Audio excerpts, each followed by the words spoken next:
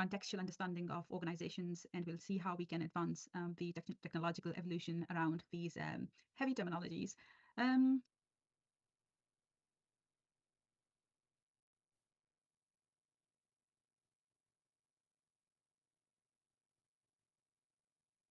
Something about me. I'm a lecturer in cybersecurity at the School of Science, Engineering and Environment at the University of Salford. I've done my PhD and MSc from UTB Malaysia. I'm currently serving as a program lead for computer science with cybersecurity. I'm a REF co-lead. REF is Research Excellence Framework in England, and I'm a co-lead for People, Culture and Environment for Unit of Assessment with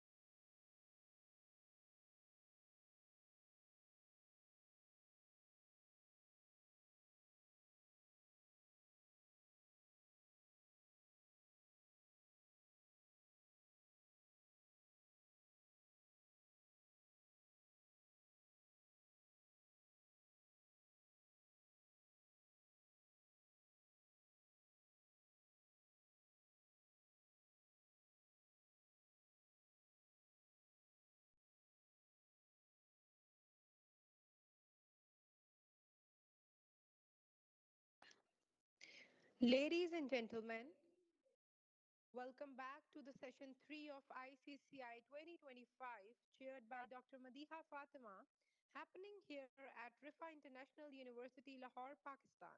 I hope you had a refreshing break. Let us now resume the conference proceedings and dive into the next series of invited talks. Ladies and gentlemen, it is my great honor to introduce our next distinguished speaker. Ladies and gentlemen, welcome back to the session 3 of ICCI 2025, chaired by HOD RSCI Dr. Jasim Saeed, happening here at Rifa International University, Lahore. Let us now resume. It is my great honor to introduce our distinguished speaker, Dr. Sadaf Hina. Dr. Sadaf Hina is lecturer in cybersecurity at the University of Sheffield, Manchester, UK. She holds a PhD in information technology and leads the BSc Computer Science with Cybersecurity program alongside contributing to institutional research leadership roles. Her work spans information security, IoT, and cybersecurity education with publications and conference contributions at international platforms. Ladies and gentlemen, please welcome Dr. Sadaf Hina.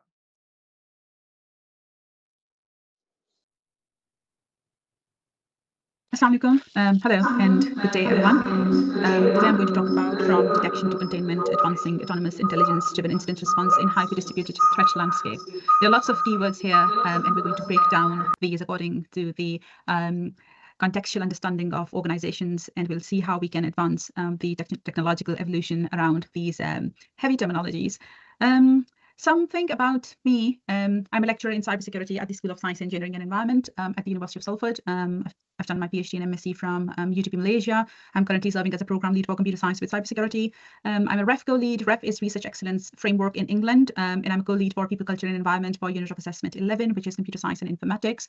I've also worked as co-lead for contributions to knowledge and understanding, previously known as Outputs. I'm a British Computer Society member, and I'm also a member of Manchester Branch Committee. We organise several different events to equip the wider community with technological understanding of various topics.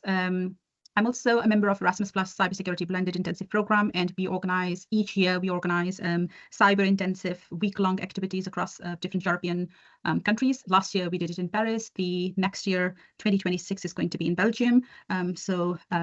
My research is focused on various domains of information and cybersecurity, and I'm an advocate and enabler of women in cybersecurity in STEM, and I do this all through equity, diversity, and inclusion principles.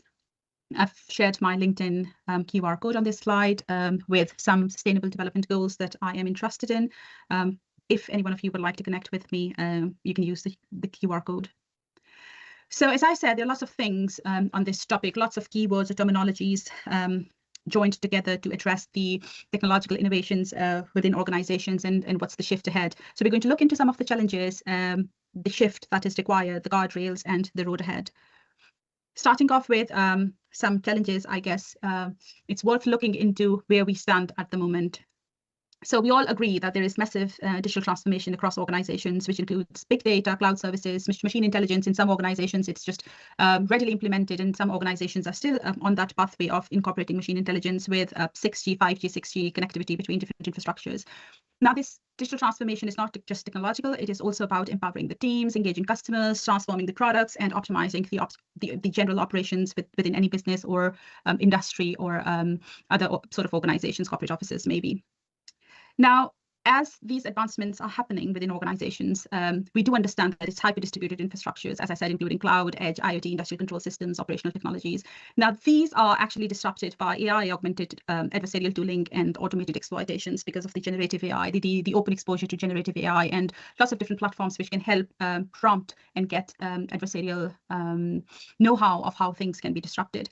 Now, this AI intervention is enabling rapid lateral movement via credential theft and identity compromise, which is then leading to several different issues within multi-vector intrusion chains. For example, fileless attacks, LOL bins, API abuse are some of the major interruptions that different industries or organizations are facing. Now, we do agree that we need to be resilient, or the digital transformation needs to be resilient. By all means, we need to think ahead, as in what's happening at the moment within the organization, what are the processes, how people are engaged in different operations, what are the policies, what standards are being followed, what are the standard operating procedures, what solutions are in hand. So looking at the current environment, we need to decide as in how we need to invest in solutions and how smartly we need to invest in controls and solutions so that we can make the investments in the right direction and we don't overcost the organizations. But that is still something, I mean, even if the organizations are ready to invest, the legacy systems is something that still needs some more homework for organizations to decide as in what needs to be done in this domain. Now, just a quick look into where different sectors are standing in 2025. Now, this is a report from the IBM Cost of Data Breach study published in 2025, where we can see that healthcare sector is the most breached sector. Now, when we talk about digital transformation, it can be done in several different sectors. We all agree with that. Healthcare, financial, industrial, energy, technology, pharmaceuticals, many different sectors are ready to be digitally transformed. But then those digital transformations, because not done with a secure strategy in mind, are now breached heavily by the adversaries. So we can see that we know that these sectors are being breached. The other hand is that the mean time to identify that breach and mean time to contain that breach is not significantly reduced over the period of time. It has somewhat reduced from the past few years, but there could be several other factors that are deflating these statistics. But then it's still 241 days on the average where the organizations actually identified the breach and then they got rid of that breach after 241 days, which is a long time. So when we say which is a long time, that means the disruption was there for quite a lot of time. Affecting, of course, organizational processes and profits. Looking into the attack vectors that have been affecting several different sectors, including system errors, insider threats, denial of service attacks, third-party vendor and supply chain compromises, phishing attacks have been the most widely used attack vectors. And it's been a while that they are being used, and people still fall victim to this external attack vector. Malicious insiders, they do affect the organizations heavily with a higher cost of breach, but then the the scale at which phishing attacks affect is actually something where organizations still need to look into the affecting points and do the remedies around those points. So looking back into the topic that we're discussing, detection to containment and incident response. So if an incident is quite expected through phishing attacks, then probably more investment or strategic decision making across this attack vector is important for organizations, for any scale of organization, even small and medium enterprises or larger organizations. But then does this have to be manual, or do we need to do some autonomous or intelligence-driven activities around this? A good strategic point to think about. Now, organizations do understand that they've got several endpoints to look at to have that wider visualization of what is happening across the organizations in different departments. So SIEM solutions, security information and event management solutions, there are several vendors that produce SIEM solutions, and several organizations deploy these solutions as per their need, as in what sort of visualization do they require. So it can give understanding around perimeter security devices, servers and virtual machines. It can translate some network activity, data flows, can give some insights into applications that are running, and of course some insights around user activities as well. So SIEM solutions, we've been hearing for quite a lot of time that these are implemented in several different organizations for several different reasons, as I said. We look into indicators of compromise. So SIEM solutions do address indicators of exposures, as in what are the weaknesses within different systems, different entities that are being deployed in any infrastructure, some common vulnerabilities and exposures that can lead to different attacks. And then once the attack is in progress, what are the indicators of compromise? Say, can we trace the signature of an attack in progress? Some example could include, as in if the hash of any file is changed or maliciously revised so that malware can be incorporated or used for the next attack within that specific context. So how well does it work? SIEM solutions are in place. Organizations do understand that they need to patch the vulnerabilities, or the need to keep an eye on indicators of compromises to identify any attacks being happening within an organization. But if you look into the stats, even in 2025, the mean time to identify or contain the breach is still 241 days. And it is expected that shortening it to 200 days can save money, but then 200 days can save money, right? And how is that possible to shorten it to from 241 days to 200 days on the average? Challenge the scale of the corporate network. Approximately, as per the technical studies, approximately 4.5 billion security events happen per day on large corporate networks, and there is no perimeter. So if we say that we need to prevent those events or attacks, where do we look at? Larger corporate organizations, they've got no perimeter, and most breaches are by external agents. So it's quite a challenge to detect each attack or a process or technique or procedure of that specific attack, and then contain that. So identify and contain somewhere in between. It's important to say as in what sort of attack is happening at the moment, and then because it's just so scattered among different devices, different solutions, different products, different processes, the correlation of that event to have that holistic understanding or view of the context is quite challenging within the existing environment. So traditional incident response mechanisms do have some limitations. We do know that there are some linear playbook-driven workflows which are not scalable. So things are mostly documented, and then people manually follow those things. And then there is over-reliance on signature and indicators of compromise-based detection. Within those high-volume SOC environments, there is manual triage bottlenecks which needs to be resolved, because then again, there is a lot of manual intervention in these processes. There is fragmented visibility across hybrid ecosystems where the correlation between the attacks, the devices, the behavioral understanding of those processes is just quite limited and fragmented. And there's this inability to respond at adversarial speed, because adversaries have motive, they've got context, they've got rewards for doing things. They are focused on disruption. So it is important to have that, to break this cycle of limitations and think ahead of the existing challenges.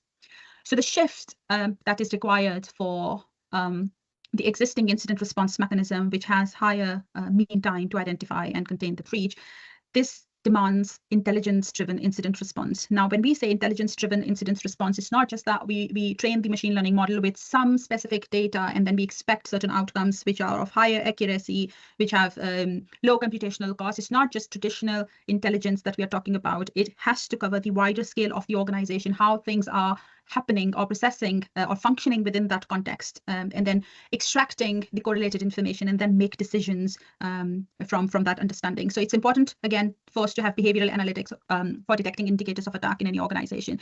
And then once we understand as in how devices are behaving, say across multiple layers within an organization, through the connectivity, how they communicate with each other, what sort of data do they transfer to each other, how do they behave in the daytime, how do they behave in certain operational environments. It's important to have that complete understanding and then correlate things. Then threat modeling aligned with MITRE ATT&CK, is in it's important. So MITRE ATT&CK is always a go-to-go place for any security practitioner, and it's important to have that threat modeling based on as in what other similar use cases are experiencing in terms of attack surfaces, attack vectors, the tactics, the techniques, and the procedures used by the adversaries. What pathways are they incorporating at the moment to attack the organization? So that fusion of that threat intelligence with attack surface management and telemetry is quite important in terms of that shift towards the intelligence-driven incident response. And then not relying just on linear playbooks or run books. It is vital to have the dynamic risk scoring for prioritized responses. It doesn't,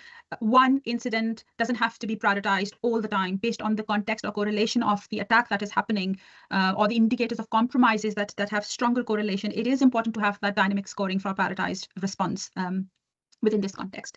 Now, we did say intelligence driven, and then there was another word in the topic which says autonomous response paradigm. So this autonomous response paradigm is not just doing things with certain accuracy or just with effectiveness. Everything, when we say autonomous response, everything has to have some focus in terms of how to respond to different incidents. So for example, we need to have that machine speed containment decisions. The AI models for anomaly detection and event correlation can be implemented. It's not just one thing which can do everything for us. It's different agents, different solutions integrating with each other in order to produce that holistic outcome for reliable visualization of what is happening across the organization. Another aspect of autonomous response paradigm is automated isolation of the affected systems, and then of course the kill chain should be interrupted. If it started off with reconnaissance and then moving on weaponization, exploitation, lateral movement, and the other objectives of adversaries, the autonomous response has to break that kill chain and work on the remediation process. Reinforcement learning is something which is readily adopted by the cybersecurity practitioners and experts, or people who are integrating AI and cybersecurity. That is, it should learn from its state, it should perform certain actions, and then reward should be contributed so that the agents can learn from its context, its environment, and be better prepared for adaptive defense strategies. So we have been hearing about extended detection and response mechanism, or security orchestration, automation, and response mechanisms. So they've been in their own segregated environments, they've been performing quite well. So autonomous systems require XCRs and SOARs to be converged to have that unified visibility across endpoints, workloads, network, and entities or identities. Automated orchestration pipelines for triage and response can be created, and these are quite vital in any scaled, huge or large corporate network, so that things can be resolved, or issues can be resolved in a timely manner. Playbooks can, of course, be enhanced with conditional logic and contextual enrichment, so people do not get into those bottlenecks with manual triage.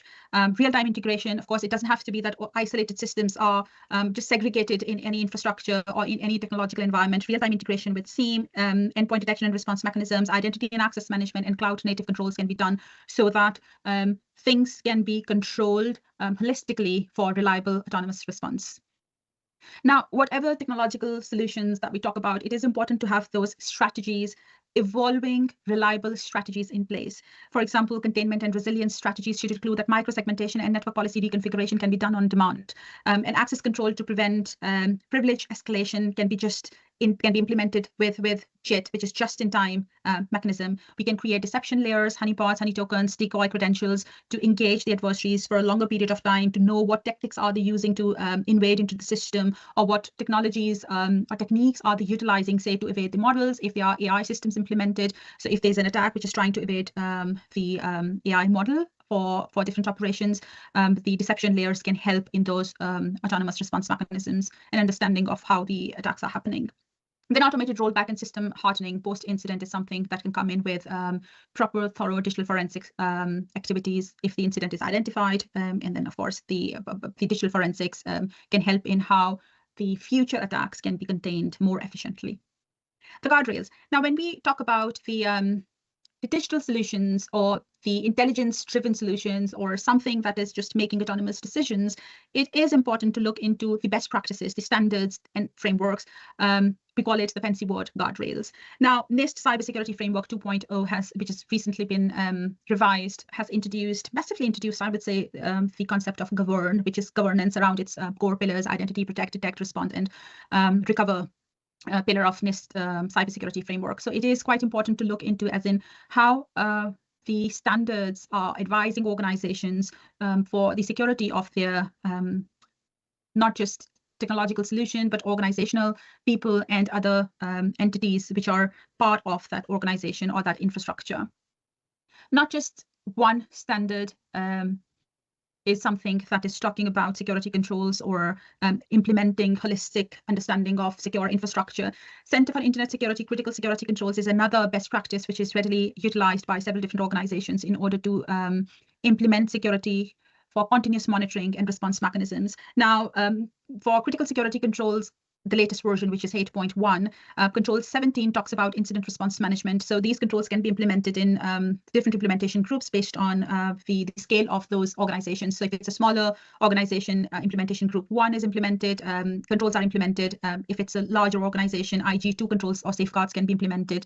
And if it's a really larger corporate network, then it is expected that all safeguards within each control of this best practice should be employed by the organization. Now, Control 17 is around incident response management, and it is expected that 9 safeguards from this control should be implemented by larger organizations. We have talked a lot about intelligence-driven incident response or autonomous mechanisms, so not forgetting that it shouldn't be rushed into any organization. It is important that any organization, vendors who are proposing different security products, that they all look into compliance with the standards such as ISO 27001 and ISO 42001. Now, 27001 has got 93 controls spanned on organizational controls, people control, physical controls, and technological controls. Now, these controls are basically best practices that help in not just incident response, but then proactive approach, meaning securing the products or technological solutions before anything goes wrong. And then 42001 has got 38 controls around policies, resources, impacts, lifecycle data, and several other aspects. So when we say intelligence-driven solutions should be implemented in any organization, it is important to refer to artificial intelligence management system, because AI has its own implications, and it can actually bring in rather negative effects to any organization than positive that are expected. So the guardrails are around the standards and frameworks, or you could also say governance and risk and compliance, GRCs, which organizations should look into. So I'm conscious of the time. The road ahead, very quickly, for predictive and autonomous incident response, it is important that organizations transition from reactive to predictive defense. Security practitioners should think of incorporating AI agents supporting 24/7 SOC augmentation. Of course, human analysts can focus on strategic decision-making and threat hunting, and not forgetting the buzzword, but then the most important thing, zero trust principles, which should be embedded in incident response operations as well. MITRE ATT&CK for security controls implementation, or looking into as in what is happening around security and privacy in any organizational context, and MITRE ATLAS is something which should readily be consulted for any AI-driven solutions being incorporated in organization, or AI-driven solutions implemented or developed or deployed by the vendors. So the vision with all this discussion should be around cyber defense that operates at cloud scale and adversarial speed. We've been doing a lot of research around autonomous response mechanisms or intelligence-driven solutions. Some do relate to incident response as well, but then it is a journey. As I said, the organizations still deal with legacy systems. All of these terminologies, or as I said, the road ahead or the vision, it is an ongoing process. And each day we come across a new sort of threat. So 0 day is just an ongoing thing. Despite organizations adopting several strategies, making decisions based on the best practices, it is just a journey which needs a lot of more research, and not just standalone research, but actually engagement with the organizations or industries or different sectors to understand what's happening at the ground level and how we can help them resolve the issues. Some of the projects that we have been working on are funded by Innovate UK, Department of Science, Innovation and Technology. One project was AI Cyber Nexus, where we empowered small and medium enterprises within the Greater Manchester. We helped them understand the integration of cybersecurity and AI, and we created that attitudinal change and understanding of impact of AI on cybersecurity. Another project that we're working on is funded by EPSRC Cyber Focus. This is around secure digital transformation, cybersecurity, and safe AI. Thank you very much for listening to me. If you have any question or you would like to connect for any collaboration, you can use the LinkedIn QR code, and I'd be very happy to collaborate. Thank you.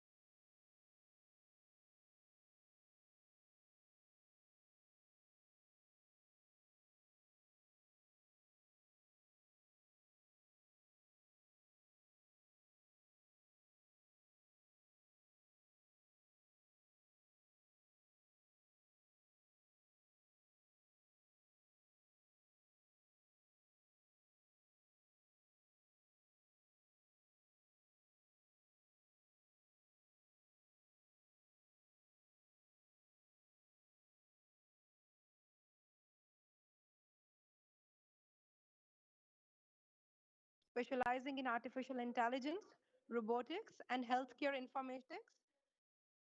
She teaches at QA Higher Education UK, and her research on explainable AI and medical decision support systems has been published in high impact international journals. Beyond academia, she contributes to AI innovation through leadership in industry, STEM mentoring, and IEEE initiatives. So please join me in warmly welcoming Dr. Rizwana Naz Asif.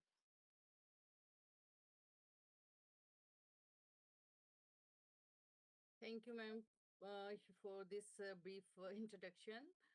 It's really appreciated. Good morning and assalamu alaikum to all my fellows, teachers, dear friends. First of all, I would like to sincerely thanks to Rifa International University for giving me such an excellent and wonderful opportunity to present today. I'm truly grateful for this platform that allows us to share the knowledge and explore new ideas in the field of the technology and the healthcare. Today, I'm gonna represent something about AI, and I would have to represent how the building trust in AI, explainability as a pillar of the future digital healthcare. It's a main AI is one of the thing everyone knows. And if we can have to follow up, we can have to have a wider vision, wider implication, and the wider expanded version of healthcare we can find. It doesn't mean we are going to replace the doctors, but we can have to help the doctors to go for with the help of the AI innovative approaches, and we can do very well in that. Okay, there is a question why we have to trust and the it matters in the healthcare AI, right? If you we can see in a daily basis or in a routine, we have to diagnose different kind of the diseases, and human being is actually the main part of this world. And when they are existing here, along with them, there are some health issues as well.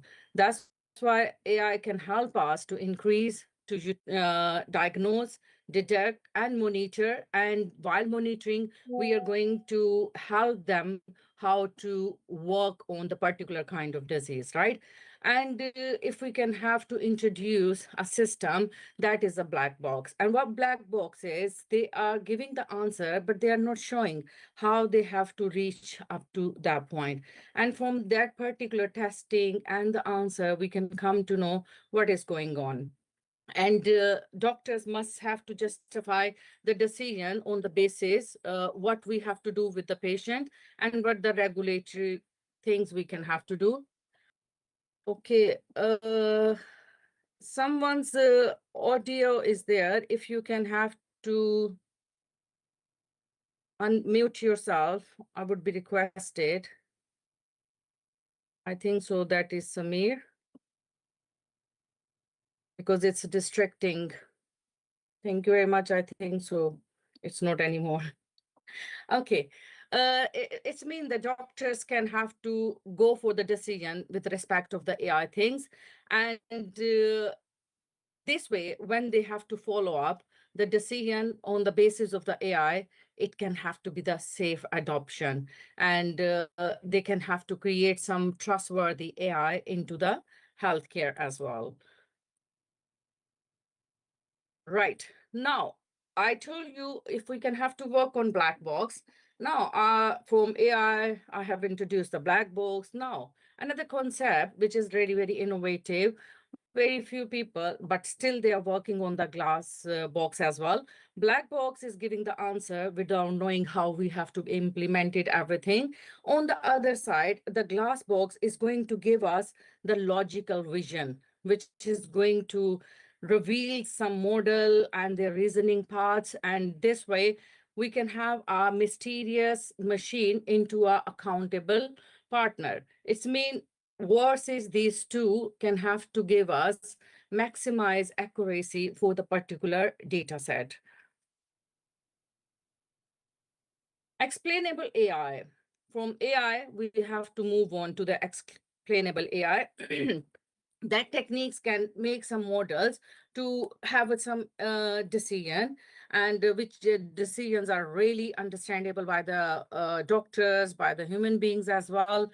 And we are going to have the transparency and interpretability by using different models like the post hoc, and with the post hoc agnostic methods and model specific. These are the particular kind of the explainable AI methods which is going to use to improve the transparency, interpretability, and because of that, what is the target we are going to get? What is the decision we are going to have? The doctors can detect the patient's particular disease. They can have to manage that and regulate in the future. That's why we have to check with respect to the explainable AI, transparency, stability, and the clinical relevance in that particular field and particular disease as well. XCI techniques further into the healthcare, different kind of. Most probably we are using the SHAP and LIME, and in a lot of my papers I have been used that. And they can have to give us the medical imaging like the silency map, and heat maps as well, what they are going to say, the abnormal kind of the things into the particular disease they are going to diagnose and going to tell us. The rule base, they can have to tell us what should be the decision according to that. And the question is arises, what need to change to alter the decision? This way, when we are going to use that, we have a particular, or we have the variety of the options. With the help of different methods, this disease is particularly diagnosed and detected. And on the basis of that, how much percentage we can have to improve in respect of the treatment. That's why these things are really helpful nowadays. This is all together what I'm going to use. And for that purpose, I have used one of my case study, that is the sepsis prediction. Sepsis is actually the infection. It can be responsible in the infection. It can be, you can find into old age people, diabetic people, you can find in the children as well. But mostly the diabetic, they have to be suffer because of that. And that is the life threatening infection. The mostly patient, they are thinking just they are having an infection, but this is life threatening. If life threatening mean they can have to go to the ICU, they can have a high chances of the mortality, which they are going to consider very easy. But this is not that easy. And that's why I have taken this one as my case study. I have gone through that paper as well. And I have introduced some of the machine learning models in that to check how we can have to detect the sepsis in that. And for these kind of things, for the prediction, I have three different approaches, that is LM, Bayesian regulation, and SG segregate there as well. And when I have gone through all of three, I successfully during testing, I got the accuracy up to 99.7% in respect of this SCG. The rest of LM and Bayesian, they are giving around 92% as well. But this is one of the best approach, which is going to give the maximum, you can say, the accuracy, right? This is the proposed model, which is going to predict the sepsis disease. I have trained the model, and then I'm going to store, and I'm going to predict that. And afterward, when I'm going to apply that, I have detected one of the SCG is going to give the required accuracy what I was expecting, right? This is the entire model which we have to be work for the sepsis.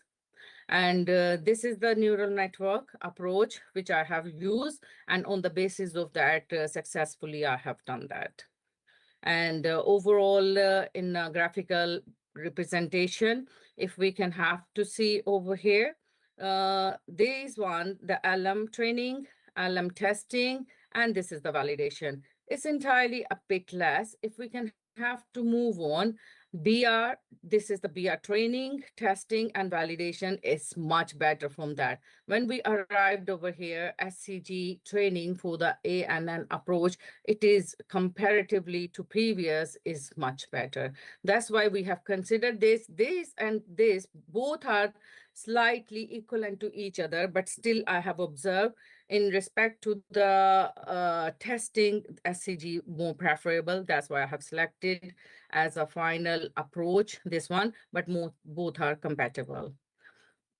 Now, when I have made this whole system, what is the risk scores, what the risk alert we will have to do? We are going to make some visual dashboard. In the dashboard, the doctor, the clinical person, they may have to see what are the risk for this disease particularly. They can have to work on their dashboard, and in the dashboard, they can have to support the patients, and in the sport, they have to give them the antibiotics, the fluid management, the other oral medicines. And this way, we can have to increase the confidence into the doctor, and we can have to reduce the chances of the mortality as well.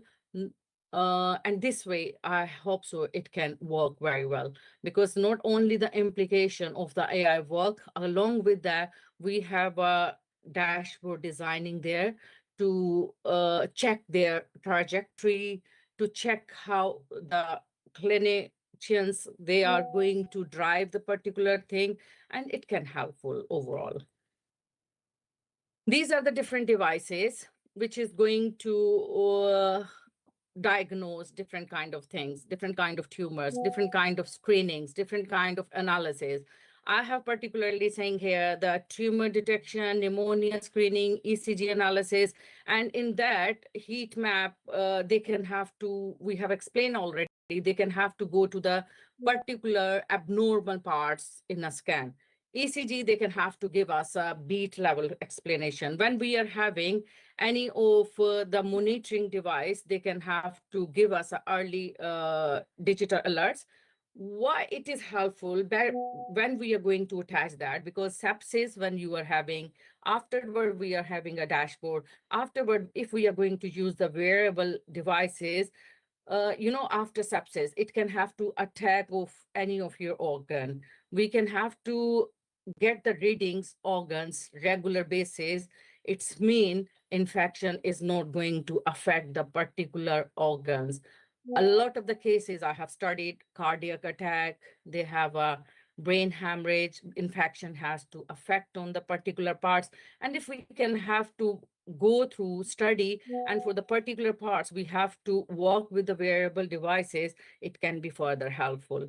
It's mean not only we have to stay on the AI, we have to make a whole ecosystem, how it may have to work and how it has to be successful.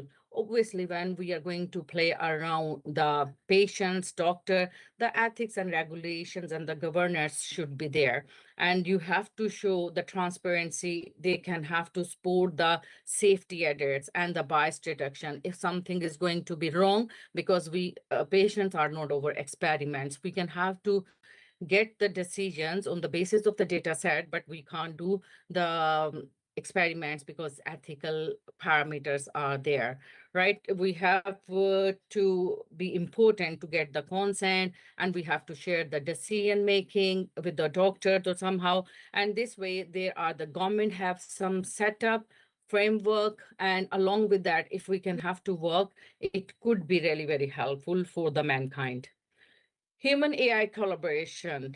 AI augments, not only replace. It can have to work along with the doctors. It's not we can say AI can have to do everything. Yes, AI-based machines we are having, but they can have to be operated by the doctor still, right?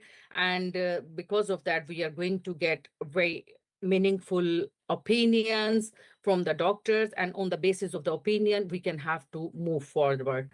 And feedback from the doctor can refine and retrain the models as well. If they are saying, oh, your AI model is working like that, we can have to get the feedback, and according to that, maybe we can do in a better what we have done at the moment.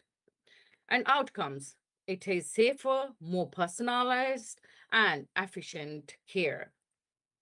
The future direction, we have to integrate XAI and deep learning together. At the moment into my sepsis, I have walked through the ANN models along with the AI. I further recommended I have to, for myself, to do with the XAI as well.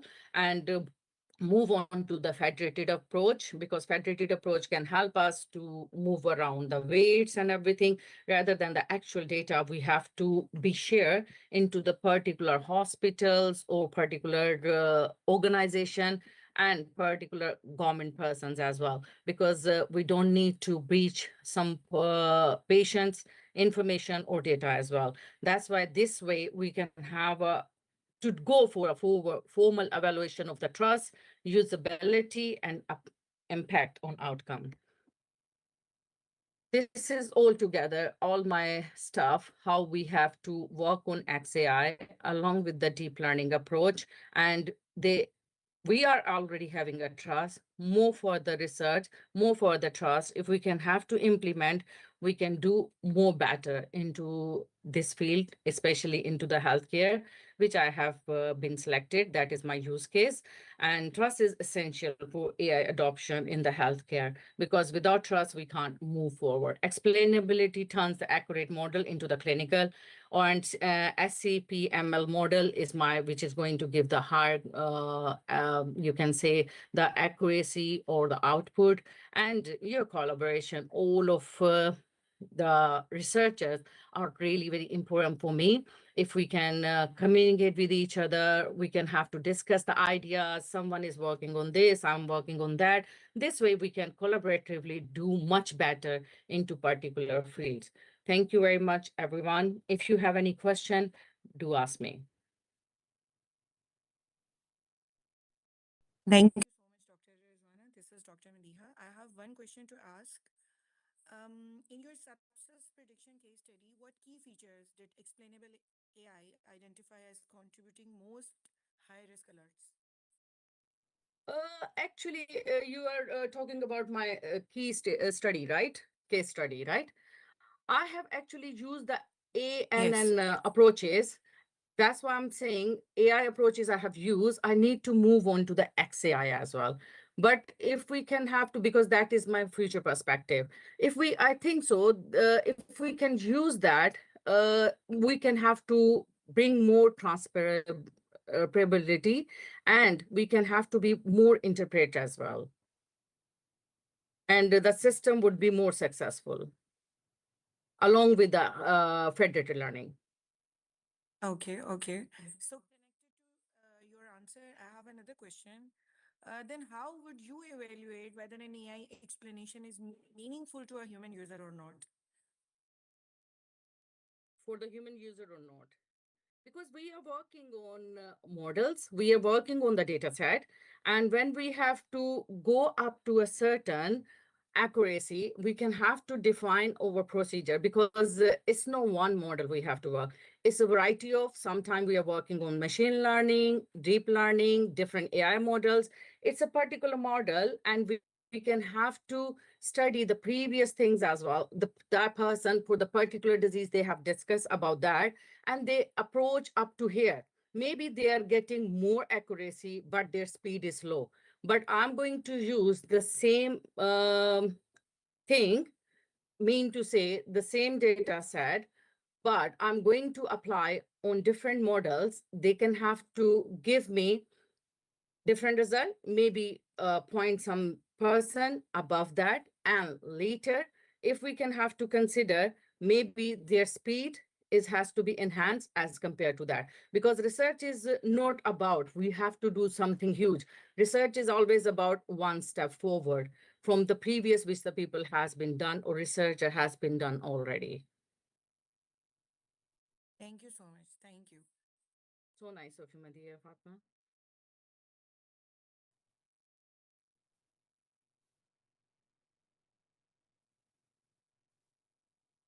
Thank you, Dr.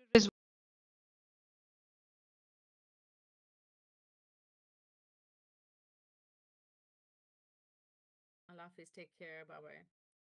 Rizwan.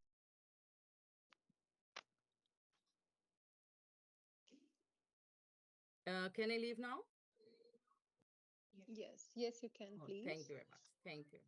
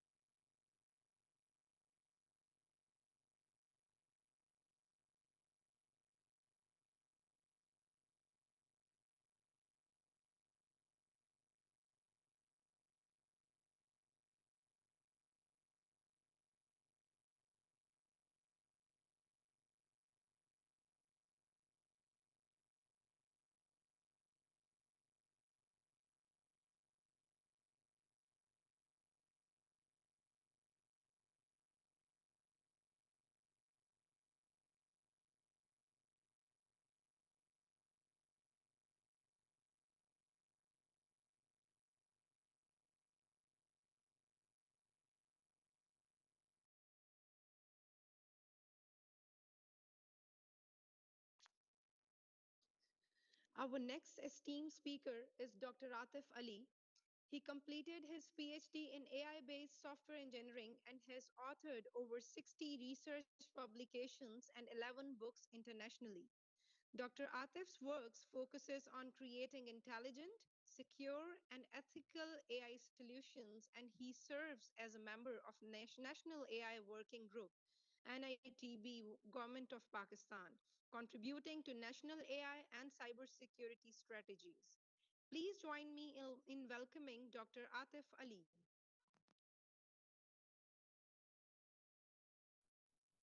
Assalamu alaikum and good afternoon, everyone. It is an immense pleasure for me to be a part of this extraordinary gathering where the realms of artificial intelligence and computation converge, promising the groundbreaking innovation and transformation. This is Dr. Atif Ali. I'm postdoctorate in artificial intelligence. Let me go through you with the outline. So today we are going to discuss the Intelliwriter.io, which is a AI search engine that turn business into the digital success stories. And here is the outline of that topic: introduction, problems in the traditional SEO and content creation, how to Intelliwriter AI engine works, business impact, future trends in AI content automation, and then conclusion. So here is a brief introduction of me. I'm the author of 11 notable books. Among them, 3 books are published by Taylor and Francis, CRC Press in London, which are globally recognized. One of my book is taught in 254 universities across Pakistan. 7 books are published by National Book Foundation, and one my book on Cyber Pearl Harbor is going to be published in January 2026 by Paramount. And moreover, I have written several articles. I have 47 national provincial awards and postdoctorate in artificial intelligence. That was my brief introduction. Now coming to the topic. So today's business, we usually see that due to the artificial intelligence implementation and its evolution, the SEO patterns are going to change. The digital marketing is getting obsolete due to the latest AI trends. So business today need faster, smarter digital growth. Traditional writing and SEO methods are slow and costly. You need to hire a number of the blog writers, content creators for said purposes, and that costs you a lot. Intelliwriter.io is a tool that provides an automated engine for SEO rich content. It helps brands scale rank faster and reduce marketing efforts. So this is the tool that provides you very fine content in few clicks, right? It is basically AI tool that helps digital marketer, content writer, article writers to generate their articles.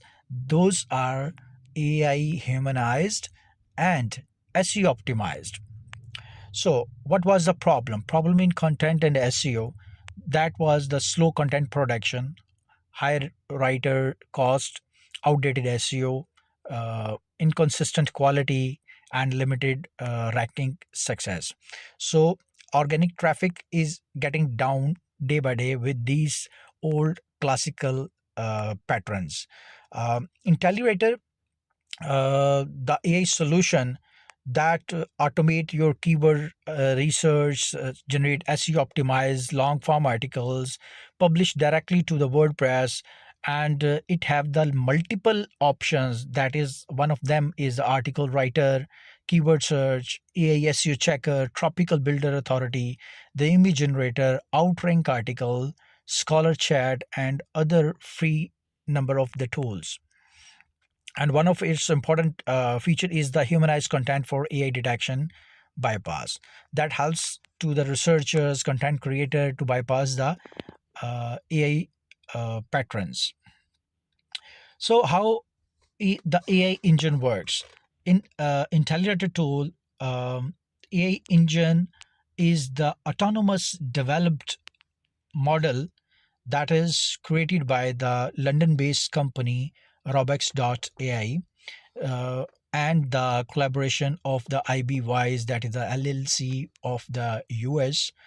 Both companies work on these models. Their researchers rigorously work on it and implement those features through this tool to help the content creator. So I'm gonna give you the short glimpses of its look and feel. You can see that Intellivator dashboard. Here you can see that once you get login into this tool, you will get the number of the features populated in front of you. Those are the AI article writer, tropical builder, authority, AI voiceover, AI humanize, course builder. You can also create your courses over there. And then AI article writer, its first feature, that is the AI that provides you the AI SEO article. So you simply place the title over here, and in few clicks you will get the 100 of the articles, and you even can schedule it onto your website or your portal, along with the dates. That will automatically publish the articles, blogs, content as per your instructions. You can see the other screen, how it looks. It is automatically generated the article, and the score meter is showing you that it is up to the 80%. That is a very good score for the SEO article. The next feature is the image generation. You can generate the images over here for your articles and for your other works as well. Another feature is plugin for the WordPress for automation. You can connect this plugin with your WordPress website. Another feature is humanize AI content. You just place your text over here, AI generated from the GPT or cloud generated text over here, and it will humanize that content within just a click. So articles clustering publishing. So as I told you that there is a feature that provides you to generate 100 of the articles on a single click. Once you provide this tool a keyword or a niche that you want to write a article on a pen, right? You are selling the pens. You just write a best pen in the market, and will create the 100 of the articles. And you can also give it a schedule that after how much time you can publish that articles onto my website. So it helps you a lot. Advanced chat feature, that is a sort of the AI agent that provides you the number of the multiple models already available in the market on a single click. Yeah, you just select a model on which model you want to get the answer, and you place your query, and it will give you a right answer on it. So what is the business impact of this tool? It create a great impact on a business, right? 300% increase on organic traffic, 70% reduction in content cost, 10 times faster content production. It improved the ranking across the niches. It provides you the better brand visibility and authority. So these are the impact of this tool in the market. So why I'm discussing this specific tool? This specific tool is only like a tool in the market that provides the content creator, article writers, and digital marketer guys for like the it automates their whole business with the articles and content generators. Now coming forward to the future of the AI content automation. So AI content automation provides you the AI agent. So AI agent writes the managing websites, predictive SEO for the ranking forecast, 100% autonomous content department, zero human blogging workflow, personalized AI editorial team.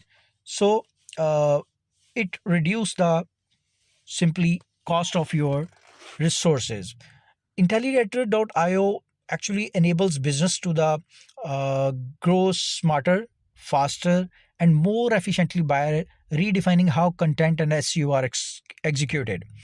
Through artificial intelligence driven automation and real time optimization, the organization can accelerate their rankings.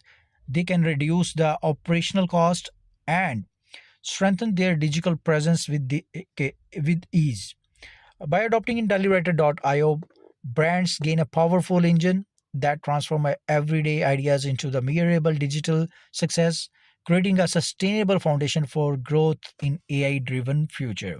So this was the topic that provides you the right direction for the digital marketing and SEO in the artificial era. If you have any query, any questions, you may approach me through LinkedIn profile. Here's my profile screen is visible to you. You may drop your message. I will give you the response on it. If you have any query, just approach me. Thank you all.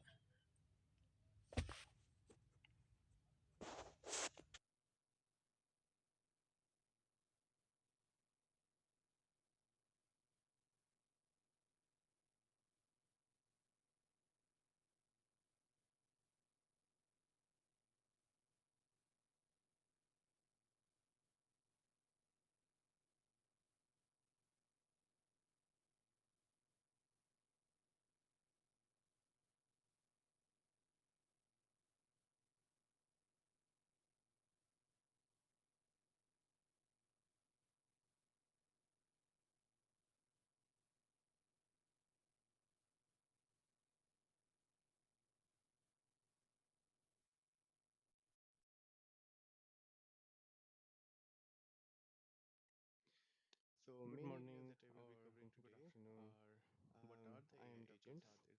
What is the difference between the non-agentic and agentic framework? And how can we design the AI agents to giving me this opportunity to present today? It is a pleasure to be speaking about one of the most exciting areas in artificial intelligence, which is AI agents. Thank you, Dr. Atif Ali, for your insightful words. Thank you. Our next distinguished speaker is Dr. Saad Irtaza from the University of New South Wales, Australia. He will be delivering a talk titled Intelligent Autonomous Systems, the Evolving Role of AI Agents. Dr. Saad completed his PhD in the Speech Processing Group at UNSIF, Sydney. His expertise lies in developing advanced machine learning solutions, including And statistical and deep intelligence learning autonomous. approaches for automatic speech recognition, spoken language identification, speaker verification, and spoofing detection. He is currently working with Emotive, where he focuses on building deep learning algorithms for EEG based intelligence systems. Ladies and gentlemen, please join me in welcoming Dr. Saad Ertaza.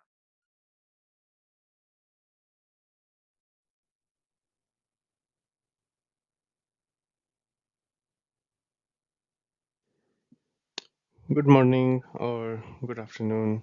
I am Dr. Saad Irtiza.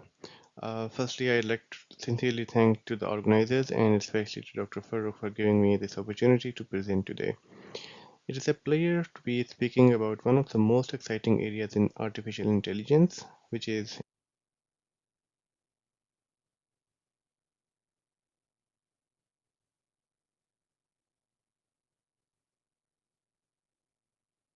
AI agents and intelligence autonomous systems.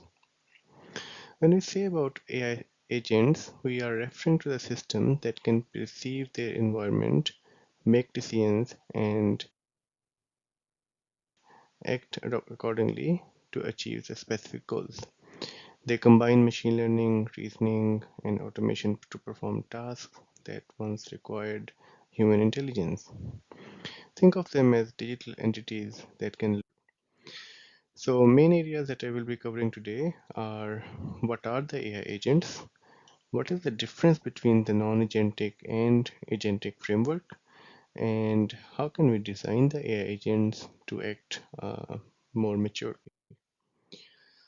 So AI, as we all know, is a very broad area. When we talk about compound AI systems, that consist of AI and the machine learning, some statistical tool as well. Within the compound AI system, we have the agentic AI. Agentic AI is an AI system that have AI agents in it. So what are the AI agents? AI agent is a core component that require a brain, a memory, and planning tool. So we're going to talk about AI agent, which is a core component of agentic AI systems. Agentic AI is a part of the compound AI systems, and compound AI systems fall under the umbrella of the AI. So what is the AI agent? So as I said before, AI agent is an intelligent application that uses an AI model and other tools to iteratively plan, execute sequence of actions to complete a complex task. So instead of going through the theories, equations, and those kind of stuff, you are dealing with them every day in every class or every lectures. So let's take an example from the real world. Let's automate the customer service operations using the agentic framework and the non-agentic framework. So let's take a pause and think about you are being asked to automate a customer service operations. What's the first thing that will come into your mind? Definitely the workflow, the how the system works. So the first question will be, if you don't know about the customer service system, then the first question will be, what is the customer service operations? What are the operations inside? What are the steps involved in it, right? So from left to right, if we go through this diagram, the very first thing, the middle one here, who is wearing a microphone, this is an agent. This is a human agent. And the task of this agent is to receive the call, to receive a query from a user, and retrieve the information from the backend system, look into the rules and the regulations, and respond back to the same user. So for example, if the user asks, can you help me return my last order? Then what this human agent will do? This agent will first think about what is the order, when the order was purchased. This is all about the reasoning module here, reason about what to do. Then what he knows about what was the order and when he purchased it, and what are the guidelines of the order, or what are the order details or order history or order brochures or something, product brochures or something like that. So that's the information he or she will look at. Then he will look into what the customer wants, why he wants to return the order. Does he want, is there anything wrong with it? Or it's just a change of mind? And what is the return policy? It might be possible that with some products there is no return policy. You can't return them, but in some you can return it maybe in 30 days or maybe in 60 days, right? So this is all the processing, this is all the information that this agent is accumulating and taking action accordingly and responding back to the user, right? Now we were asked to automate this, and we have gone through the steps that are involved if we want to automate it. Now we have two options. So first option is using the non-agentic workflow, which is hard-coded set of hard-coded actions. So from the user prompt, we have action 1, we have action 2, and then we have the final output. Doesn't matter what the user prompted. Maybe I'm asking about something else, which the company doesn't sell at all, but it will go to the action 1 and action 2, and it will lead to the final output, which is the best match right? But in the agentic workflow, we have the brain, we have the LLMs, we have the agents. They will have the capability to think about it. What is the product? Either do we have the product in our catalog or not. So it will act accordingly. And it doesn't matter that which action to be performed first. Maybe in some of the scenarios, action 2 will be performed first, and action 10th action will be performed at the last. So it totally depends on the user prompt. What is the user prompt? Either we need to return the document, or sorry, either we need to return the product, or we need to fix the issue by sending some product components instead of the entire product. So that's the Agentic workflow. Now let's design the agent on the customer solution. So the agent receives a message saying that, can you help me return my last order? And the first scenario is if we are provided with the order ID or the email, then the very first thing the agent will reason about, I should look up the recent orders and our return policy. What was the order? Is there any return policy on the policy document? And what the user is asking me, either why he want to return the order. Is it just his change of mind, or is the product faulty? And then it will query the policy document that is there a return policy exist? If yes, then it will be communicated with the user. But if the product is faulty or customer is having an issue while connecting, let's say the product is a headphone and he's having some issues with connecting the headphone with the laptop, then he might suggest, okay, try this option, try that option, right? So then maybe user will change his mind to return the order. And it might also be possible that there's no order ID is provided. So then we don't need to go through all of this process, all of this return policy, fetching the information, blah, blah, blah. So it all depends on what the user query is. And this reasoning module will decide its next action accordingly. And once the all the process or all the threads are being performed, then it will be communicated back with the user. So that's how the AI agent will work on this scenario.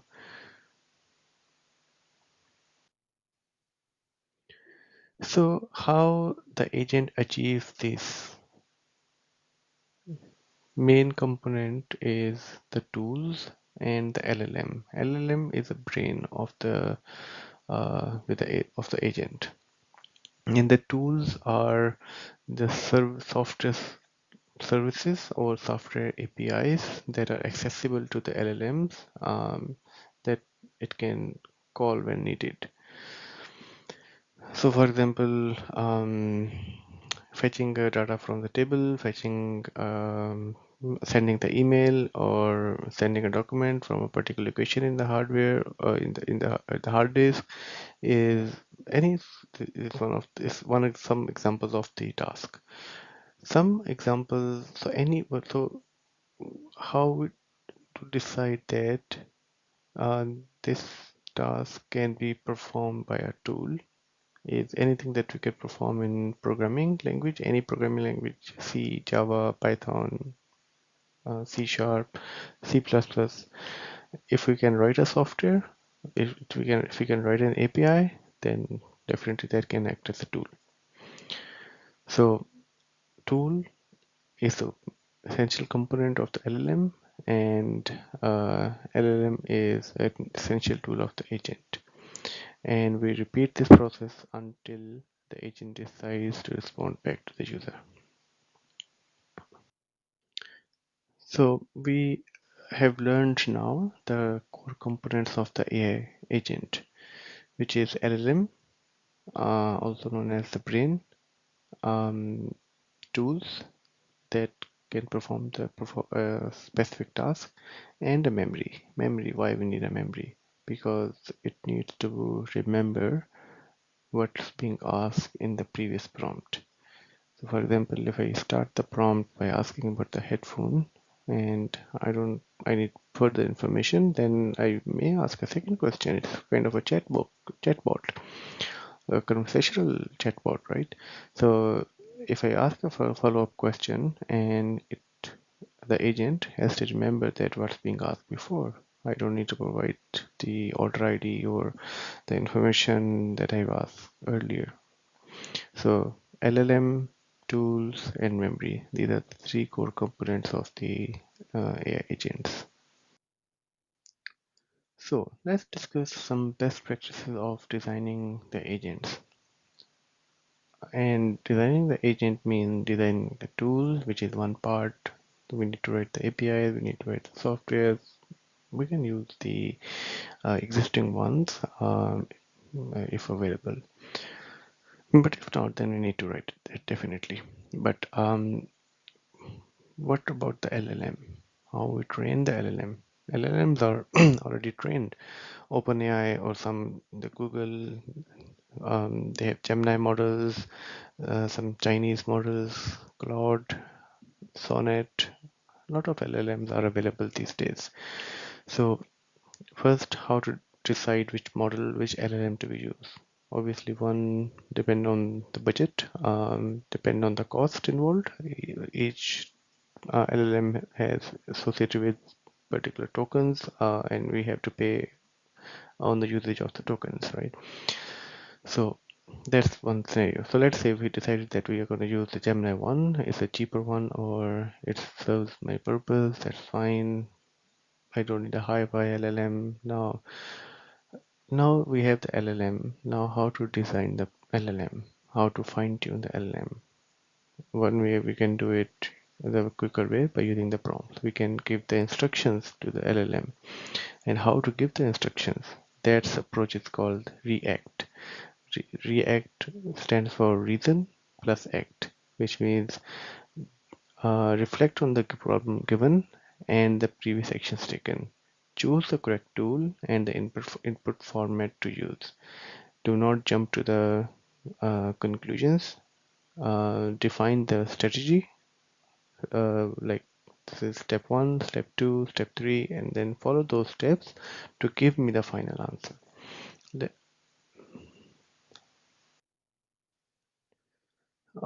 Okay, so I will give you example here. There are basically 3 columns on this screenshot that I've also highlighted. So the question that I'm asking from the LLM is how many R's are in the word strawberry. So the LLM, what it tells me, it's saying there are 2 R's in the word strawberry, which is wrong, right? There are 3 R's. But what happened is it saw the word, it saw the question, and it jumped directly to the solution to get me the final answer. And there is no thinking involved, there is no reasoning involved. But in the second one, I modified the prompt. So you can see add system prompt. So I have added the system prompt, which is also I have highlighted in the second column, and I said that think about it step by step. So that's a reasoning component that I have added into the LLM. Now, what is the output? Output is to solve this. Let's break down the word strawberry into the individual letters and count the number of times the letter R appears. Then the word strawberry is spelled as all the letters, and then it's counting the letters, and then it's giving me the answer that there are 3 R's in the strawberry. So this is the reasoning, and then acting is on each steps that he has decided, and then formulating the final response. So this is the best practice that when we design the LLM or when we ask the LLM to search for a particular information, then just don't just don't ask the question, rather explain that, think about it step by step, or any thought process that you want the LLM to perform, we should be adding into the system prompt as well. So after giving the prompt that you should be doing this, think about it step by step. And now the second level of information that we should be adding into our prompt is if there's a, you know, you're asking about a customer product, then it's better to give them the instruction in a phase that, okay, this is the question. First reason it out, then plan it, and then take action, instead of just reasoning it out and giving me the answer, or just going through and performing the step. Let's plan it out. So in the first column again, in the first row here, I'm just saying let's think the step by step. So it's thinking it, and then it's giving the rest of the class. So I basically asked a question, so it is reasoning it out, but it fails to plan it accordingly. But when I ask it, let's first understand the problem and develop a plan to solve the problem, then let's carry out the plan and solve the problem step by step.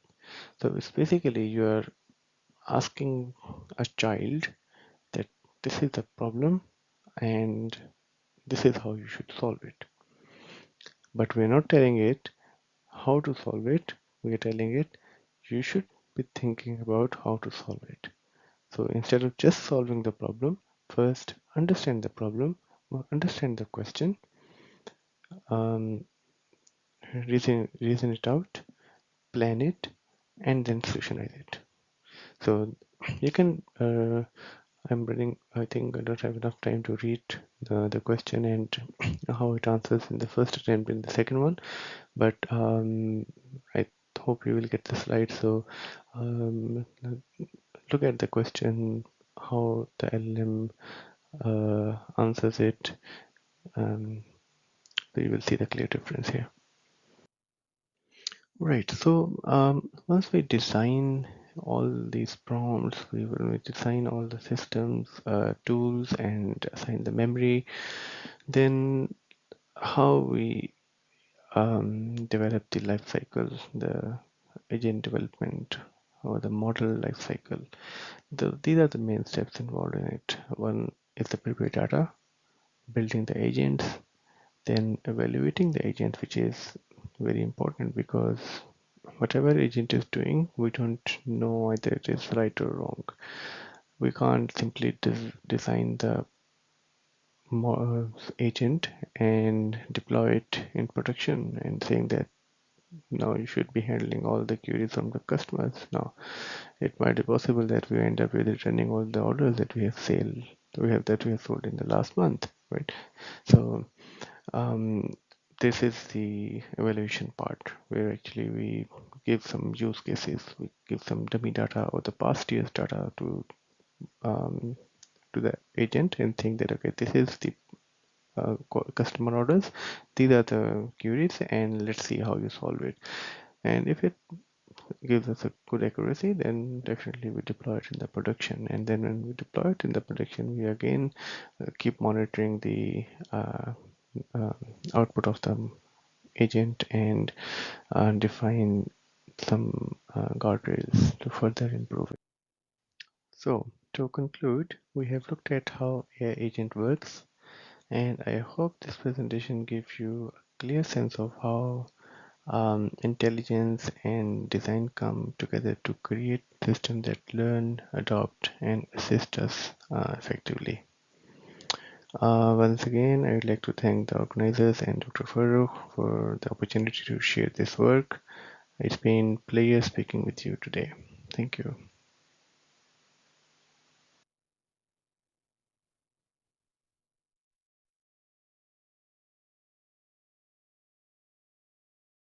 We sincerely thank Dr. Saad Irtaza for an enlightening and impactful session. Finally, we are privileged to have Professor Dr. Amar Ali, alumni Al-Momani, Dr. Amar Ali Al-Momani.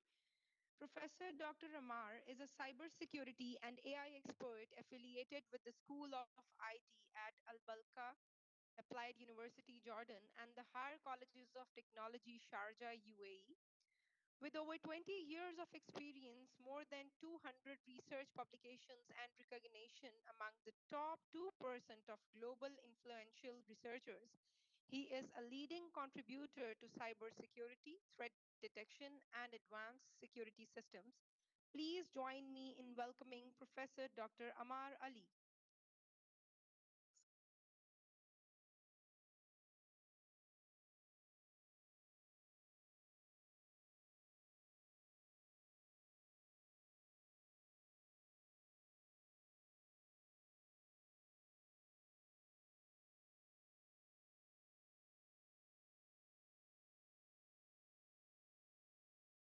Assalamu alaikum and good morning. Thank you all for being here today at ICCI 2025 conference. It's an honor to join you and share insight on cybersecurity in the age of generative AI.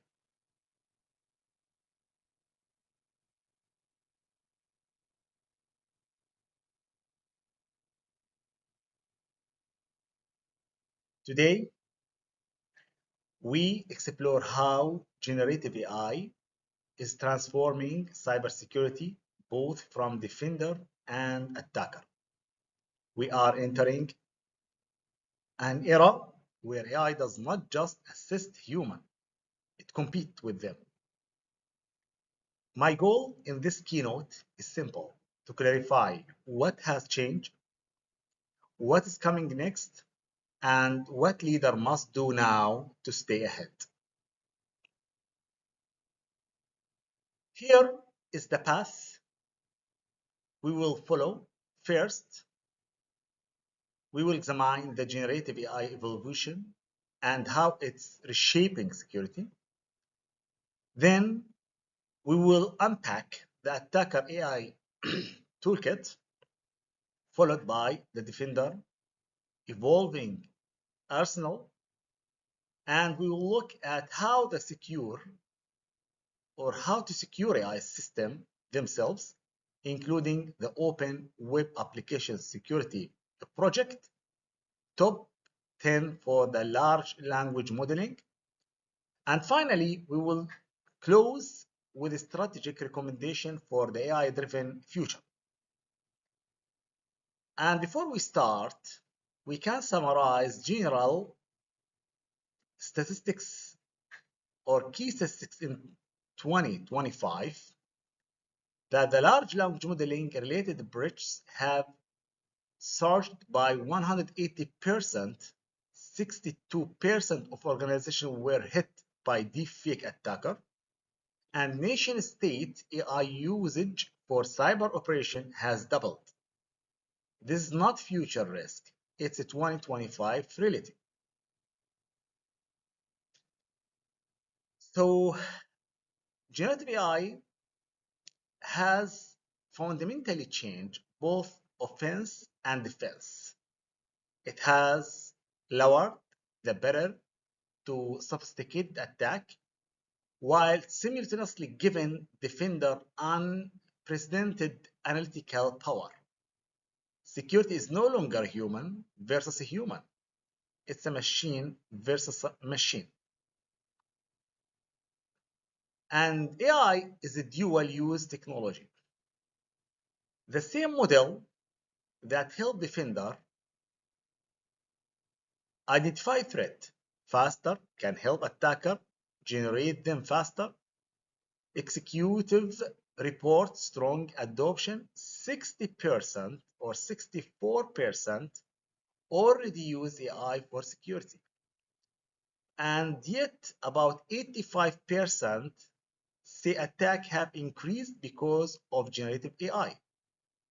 Both sides are accelerating at the same time, and that's what makes it this moment so critical.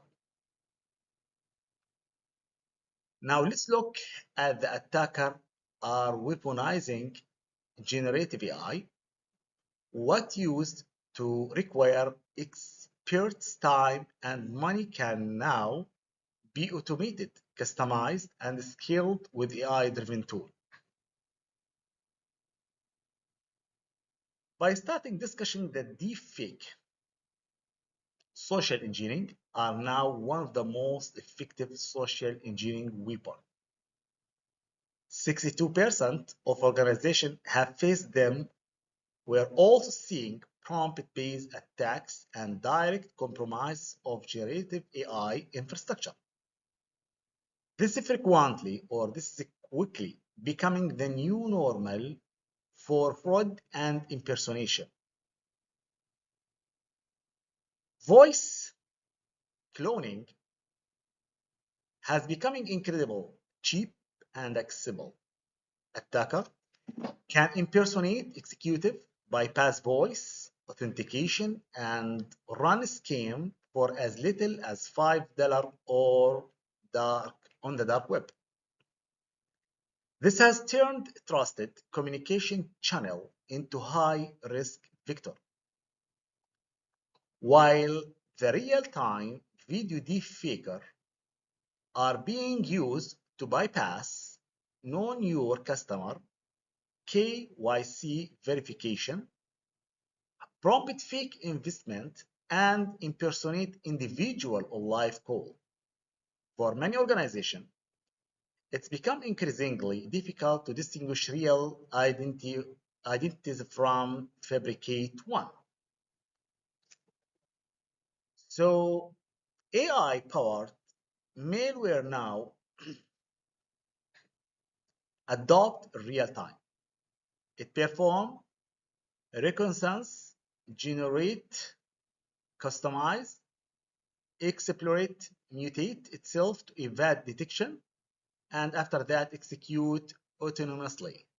We are moving from static malware to intelligent malware, and this big trouble. But for the nation-state AI weaponization, nation-state actors have doubled their use of AI for cyber operation. Their goal include disinformation, critical infrastructure disruption, and intellectual property theft. Russia, China, Iran, North Korea, and are already integrating an AI into malware, social engineering, and supply chain attack.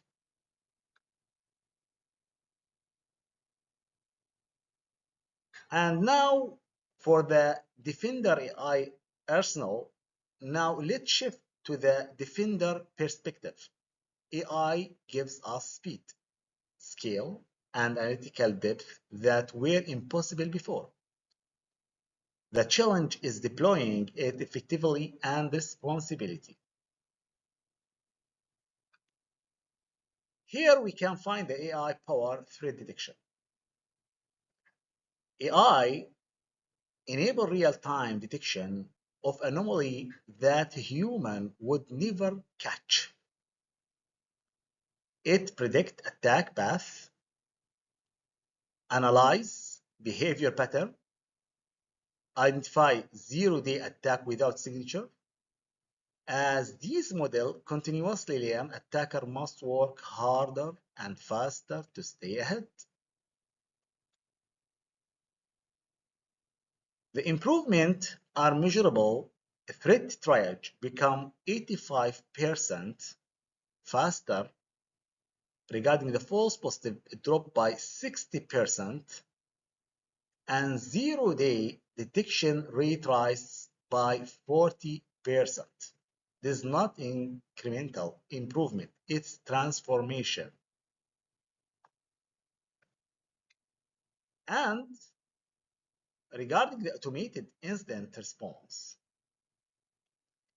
AI accelerates every phase of incident response: detect, analyze, respond, and report. It can isolate endpoint, block malicious traffic, revoke credential, and quarantine email within seconds. A human remains essential, but AI handle the heavy lifting. The most effective security team combine human judgment with AI automation and even honeypot. This integration reduces silos and gives defender a much clearer, faster view of threat. When AI unifies detection and response across tool alert, fatigue drop and response time shrink dramatically. This is how organization region control in the environment defined by speed. The business value is undeniable. Organizations use AI and automation save an average of $1.8 million per breach. They work more efficiently, require fewer manual resources, and reduce false positives significantly. AI security is no longer a luxury, it's economic necessary, as we can see here. And here we can discuss the Open Web Application Security Project Top 10 for the Large Language Modeling Application 2025. And this is highlight the critical vulnerability we must now defend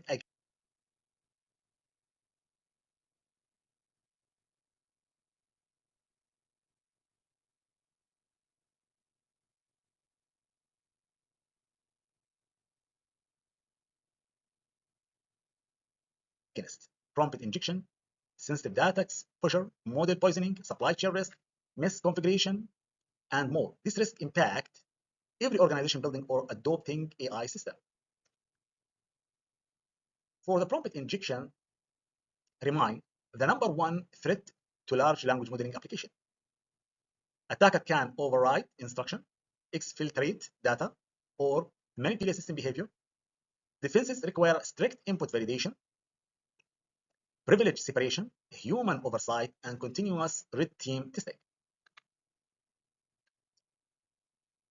For the data poisoning and supply chain risk, data poisoning here manipulate training data to embed vulnerabilities or backdoor into model.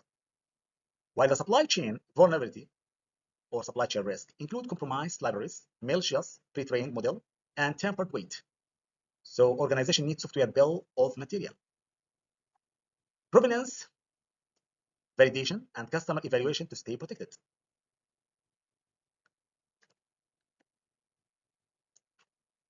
For the execute or execute agency in the AI system, as AI system gain more autonomy, the risk of the unintended or unauthorized action increases. Agencies control framework. We must implement least privilege, a human in the loop control, rate limiting, and comprehensive logging. Unchecked AI agency is one of the most underestimated. And here we can discuss the strategic recommendation.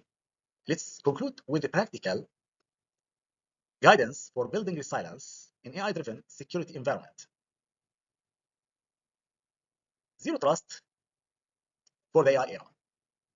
Zero trust applied to human and how it's applied to AI. Treat AI output as untrusted. Verify every access request. Use least privilege and micro-segmentation to contain potential breach. AI must follow the same rule as any other identity in the system.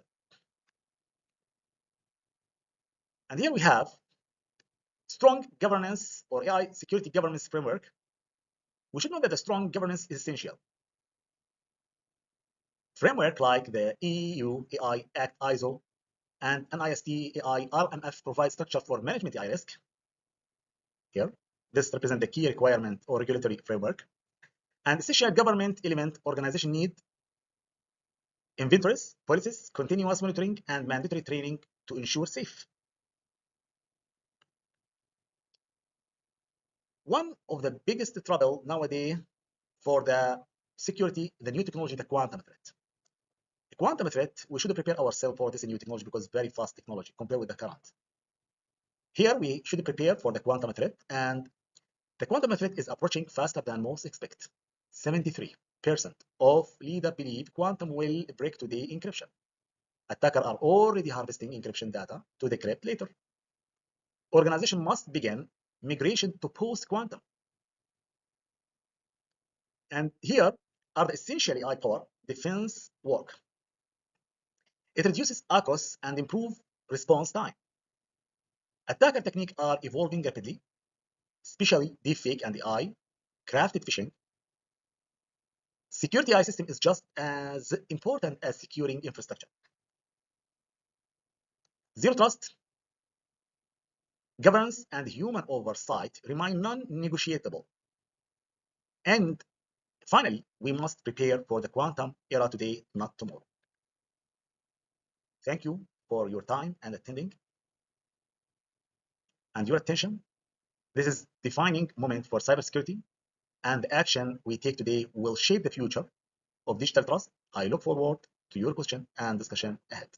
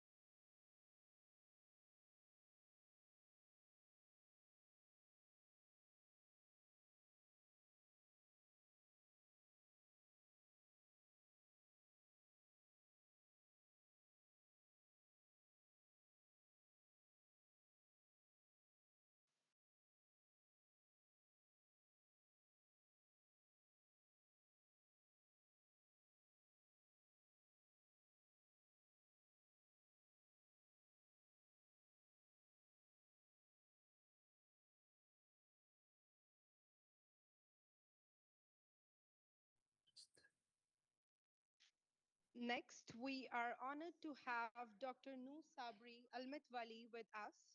Dr. Nu is an assistant professor with extensive academic and research experience across the UK, Egypt, and Saudi Arabia. He holds a PhD in computer science from the University of Surrey, UK, and his work focuses on big data analytics, adaptive information systems, and AI-driven data mining. Let us welcome Dr. Nu Sabri Almitwali. Thank you very much. Thank you. Thank you. Hello, everyone, and very warm welcome to my presentation today. I'm Noel Mitwalli, and I'm thrilled to be here today from Birmingham City University, UK. So today we're going to go to embark on an exciting journey into the word from language, and this is the title from lived experience, architecting intelligent systems with multimodality large language models and agentic AI. In this session, actually, I'm going to explore how AI is evolving beyond traditional boundaries, learning to see, hear, and understand the word in much richer, more human-like way. We'll delve into some of the cutting-edge research and practical application that my team and I have been working on. So showing you how these advanced AI models are already making a tangible impact. So briefly now, to guide you through this fascinating topic, which it is. So this is a quick look at what we will cover today. So we'll start by grounding ourselves in the fundamentals of human intelligence, then quickly transition into what multimodality AI is all about. Essentially, how AI combines different types of data. Then we'll explore why multimodality is so crucial to understand the core of concept of large language models. And then we'll see how multimodality actually work. The heart of our discussion, I will be exploring research project use cases, and we will see the AI in actions.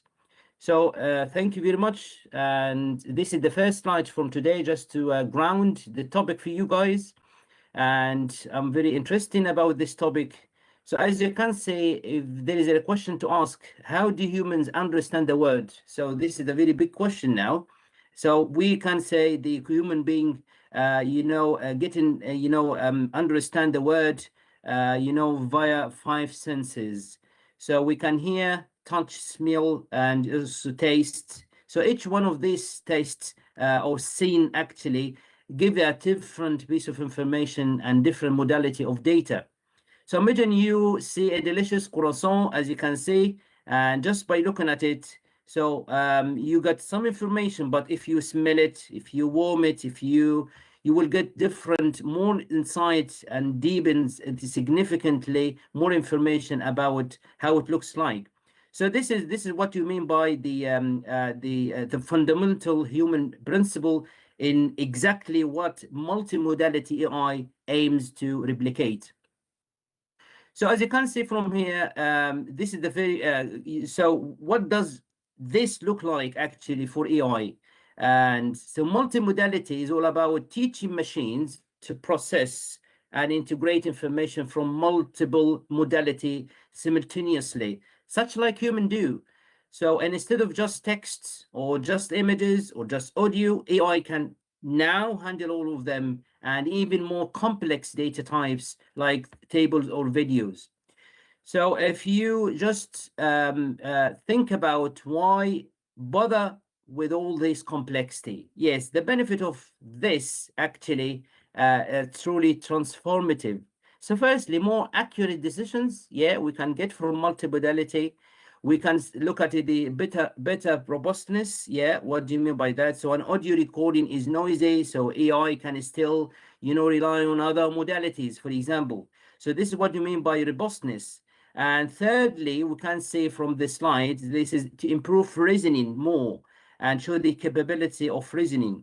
And finally, it enables the advanced applications. So, for example, self-driving cars, and if we need to process visual data, like radars, and so on and so forth. Specifically, it's my domain related to medical diagnosing system that combine imaging, patient records, and doctor's notes as well.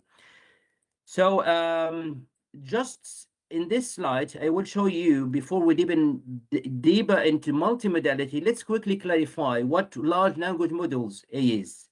So at its core, as you can see, LLMs is a powerful AI model, yeah, has been pre-trained on a vast amount of text. We all know about it. Think entire libraries like the internet and more. But the primary function is to understand and generate and process human-like texts. So they are the engine behind many generative AI, that we live with, like ChatGPT, Gemini, and Cloud, and Metas, and so on and so forth. So, for example, let's put into together, see how multimodality large language models actually work. So it's a bit of giving an LLM and ears, that. So imagine you ask an LLM, why is the sky is blue? This is a very good question, from the slide, as you can see. Simultaneously, to show it an image of a blue sky, the multimodality takes your text inputs and tokenize it, breaks it down into smaller pieces, and converts into numeric, which is embedding. So this is the embedding, how it works, and capture the meaning of embedding. So this is handled by text encoder, and at the same time, the image itself of the sky is processed by a vision encoder. So text encoder and vision encoder work together and breaks the images into batches and extract the feature from the images and convert them into another set of numerical embeddings. So this is overall, but now I will be focusing on 3 case studies from the projects we are working and supervising PhD students and industrial research project as well. So with the functional foundation of the MLLMs, let's go and show you now and present 3 different case studies. So the first project is about advanced development of customer assistant chatbot using multimodality to enhance user experience. And this project been up and running now, and it's a fast-paced word, efficient to customer support, and it's running by a multi-award winning company in cybersecurity across the country. So this is the first, and I'm going to show you the problem statement, which we begin with.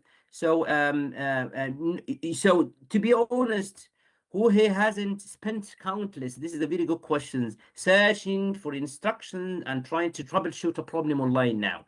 And this is a very big problem and tedious work and time consuming.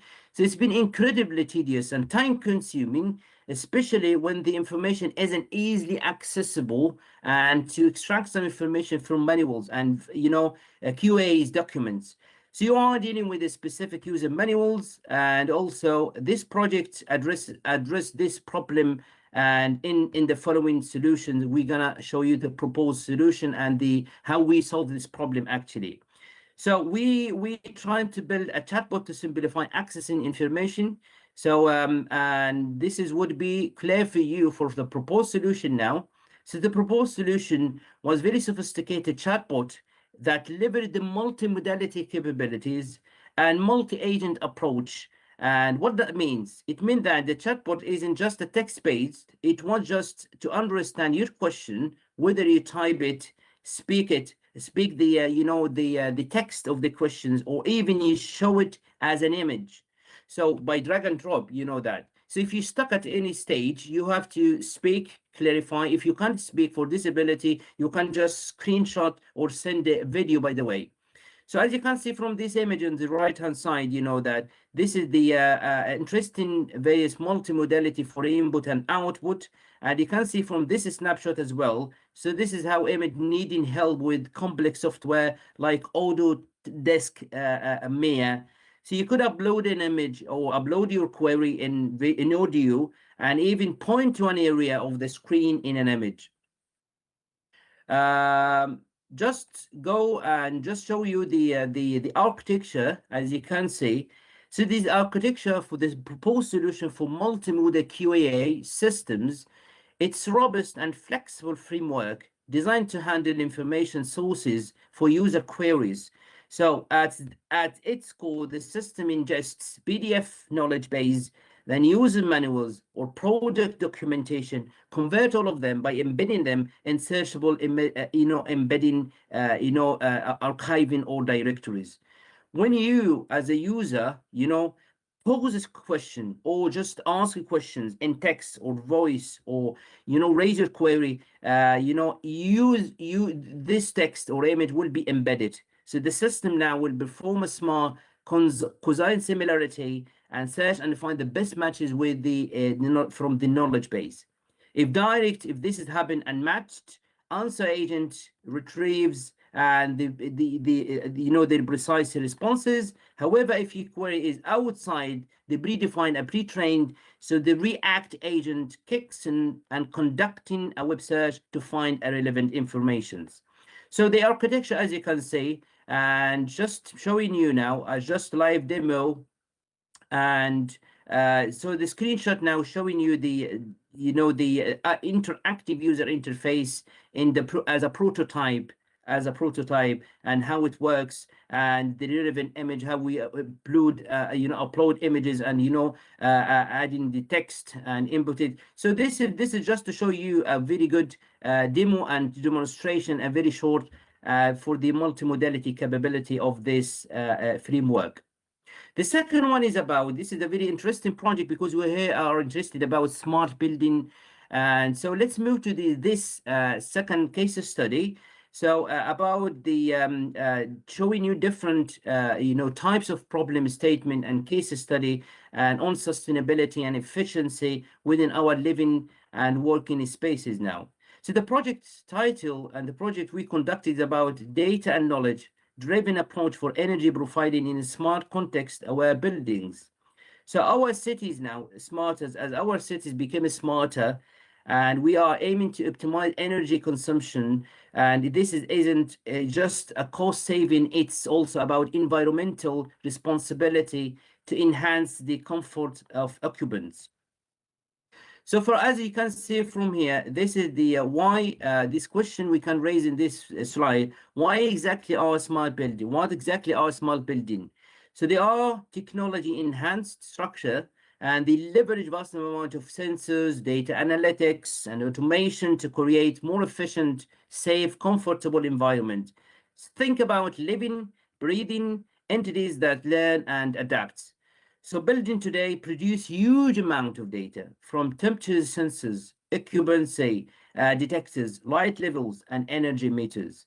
So they are inherently complex systems, and managing them efficiently require intelligent monitoring and control. So the goal for that, how to harness and leverage the AI technology to make those buildings actually even smarter and more responsive to the need of the occupants and the environment.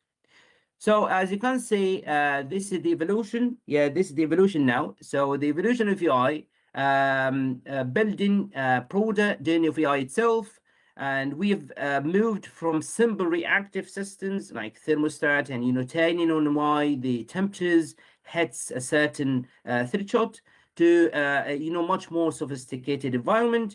Next, the adaptive AI, how to learn patterns, and then predictive AI, which anticipates outcomes. So, for example, if you need to predict in the energy demand based on weather forecasting to optimize heating, cooling before it's even needed. So let's go for showing you the some profiling of use cases. So as you can see, our specific aim for the energy profile is to make energy consumption data more understandable and generate personalized recommendation per users or by occupants. So we want to enhance the interoperability and also the for each energy patterns. So the objective, to be honest, was threefold actually. How to identify new customer persona based on the contextualized cluster insights, and how to find the most impactful feature to explain energy insight, and the final things was how to turn this complex insight into clear human readable reports and recommendations. So from here, from this slide, it's showing you, and it represents the energy profile we've generated, showing how different user behavior and external factors influence energy consumptions. So for example, just giving an example now, for provide zero at the top here, so multi-generational household shows a consistent evening peak, that indicating someone is almost at home, and so on and so forth for the rest of profile. So profile 1, profile 2, and profile 3 for traditional families, profile 5 which showing you the second home, and to illustrate standby base with a sharp peak only during the intermittent occupancy. So the impact of this actually for this, first, it leads to optimize energy usage and by reducing the consumption, but doing so intelligently. The third one, because I'm running out of the time, so I would focus on the research projects, which is very important about the multimodality speech texts and multilingual translation, and this is where we developed actually, and it's called Viva, and then been updated to NOAA. According to my name, is NOAA architecture now. So which is very nice, and the recognition for the work we've been involved in with the company and for business. And so it's about the multilingual translations, and generative AI for speech, and translation, LLMs to answer technical questions for IT support and also cybersecurity. So this is this is the architecture now in this slide. So in this slide, actually, for Viva, as you can see, truly multimodality and multilinguality, and the core of this idea, and for to provide actually comprehensive customer support across over 100 languages. We already begun with English and Slavic and Arabic as well, and now we are working in Thai language and also with Albanian language, so are increasing too much now. So with the aim for that, by leveraging the power of large language models And from OpenAI, Mistral, Meta AI, and Hugging Face, we can achieve substantial operational cost savings, which it happened to be honest, and it's significant, reducing the operational costs for those companies. So by automating and streamlining the support processes. I'm going to show you the architecture, and which is no architecture. So behind this, it's sophisticated agentic AI architecture with a departure from traditional rule-based to on all non-agentic AI workflows. Yeah, the traditional framework. So this is the we can see, and so it's quite different from the simpler system that follow predefined sequences. So agentic AI is designed to be more autonomous and capable of complex reasoning. So as you can see, and instead of just define step one leading to define step n, and an agentic AI workflow, involves planning phase where the AI makes a plan. So it then execute actions with tools. Then these tools actually can be anything from searching a vector database to performing a web search, then even interacting with a platform like Slack or Gmail. So after this, it reflects on the results of actions, then and either iterates if the result isn't satisfactory or provide a final solution. So what we mean by that is multi-agent RAG, system showing you how different specialized agents work together, allowing for more dynamic, intelligent, and human-like problem solving.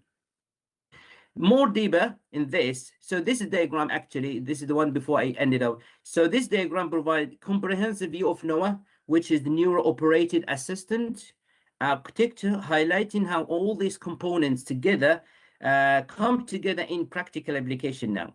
So as you can see in the left, you can see the chat UI, which is the user interface, where user can provide input via speech, text, or images. As I mentioned earlier, in my first presentation, this input flow through, LLM application layer, where speech is converted to text, and our multimodality, our multimodal proposed solution now process the query or processing the query. So the NOAA agentic AI layer, overseen by a supervisor agent in the middle, then orchestrate various specialized agents. So we have dedicated agent AI for IT support, which is, and another one for cybersecurity, and another one for RAG, retrieval recommended generations, and another one for web search, and the third and the final one for vision. Each agent leverage its own specialized database, like IT support database or cybersecurity database, and all of them being vectorized and embedded in using the corresponding technology. See, the output actually, as shown in the right hand side, can be delivered as a speech or text, completing the multimodal, multilingual, and agentic interactions. So finally, this is the screenshot actually for the NOAA, the proposed NOAA architecture AI assistant in action. So this screenshot screens, demonstrate how user can ask a complex technical questions, as you can see, and you can see as well the detailed step-by-step responses generated by the AI, and complete the sources and confidence scores for the retrieval information.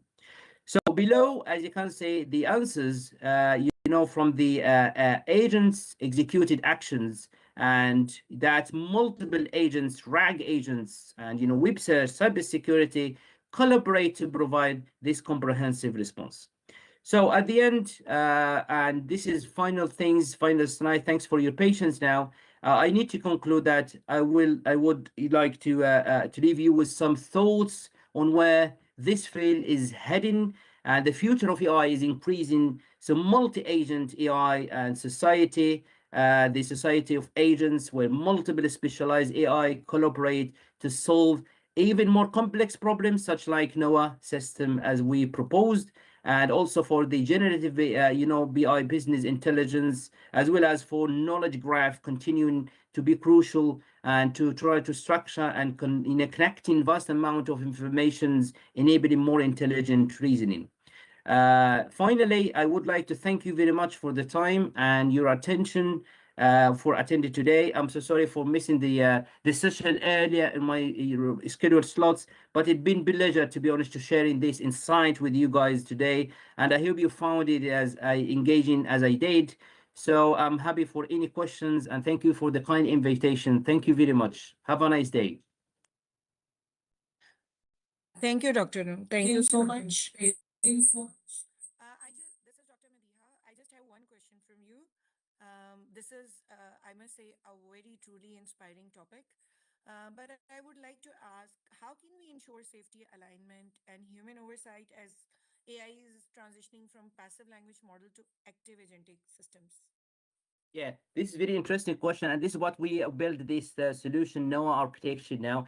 It's in-house, so everything is open source. We are not sharing our data outside the company, and this is what we need to make sure that the safety of the data and the security of the data now. So we build our solution from A to Z in-house, and this is the only way to get the benefit of RAG. And to build your own RAG, you have to build everything on premises, and don't share any data outside the company.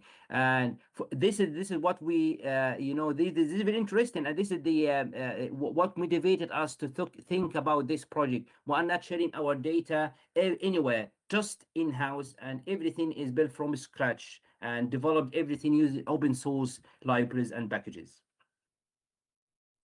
Thank you so much, Dr. Noor, for delivering such an inspiring talk. Thank you so much, and Allah Hafiz. Thank you, Allah Hafiz. Thank you. Have a nice day. Bye-bye.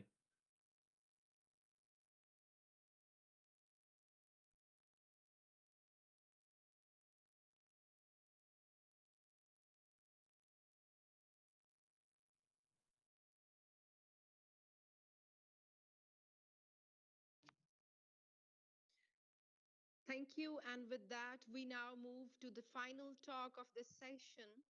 Our next speaker is Dr. Usman Akhtar, currently serving as a faculty lecturer in the School of Computing at Erden University's Berlin campus. With over a decade of experience, his expertise spans big data, distributed systems, Python, and computing and informatics. And he is also academically associated with Yangtze University. His work reflects a strong blend of teaching, research, and applied computing practice.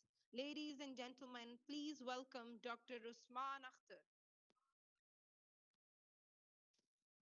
Everyone. The topic that I will deliver in this inviting talk is the innovation in high performance knowledge graph processing. It is indeed an honor to be here at the International Conference of Computing and Innovation. My name is Dr. Usman, and I am working as an assistant professor in Arden University, Berlin. And thank you, Dr. Shariar, especially for inviting me to share the idea. So today I will be sharing my work on the link open data. Uh, First, I will explain what will be the content in this short presentation. I will try to finish this presentation in 20 minutes. Before I begin, I would like to give you what will be the agenda or what will be the content in this presentation. So this work, I will first start with this by giving you an idea what this link open data means and why it is important. So I will start with the motivation. I will start with the research taxonomy. The idea is to give you the high level picture why I must say it is important in building up some data driven application. Then I will summarize the relevant work which obviously I have collected from the different journal, and also try to compare my work with the existing one. The main thing that I will emphasize is about this methodology, so which I have proposed, especially to overcome the challenges in curing the link open data cloud. In the experimentation part, I will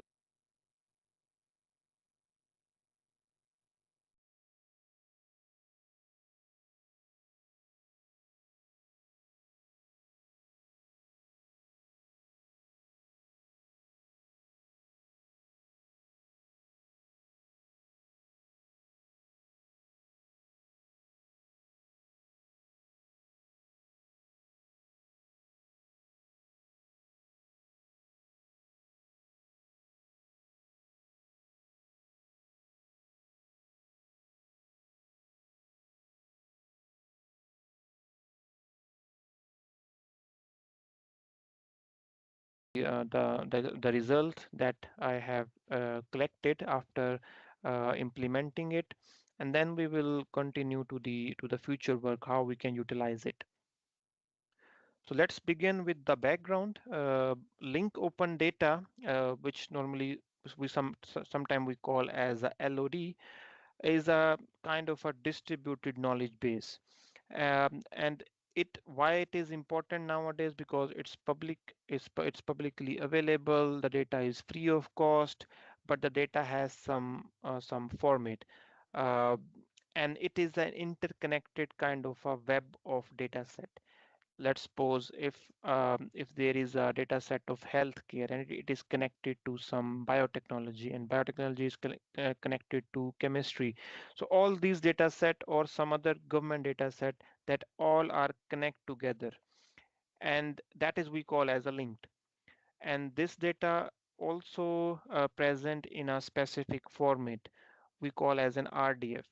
Like and this and there is a way to query that RDF. We normally use this Sparkle language, which help you to query the data.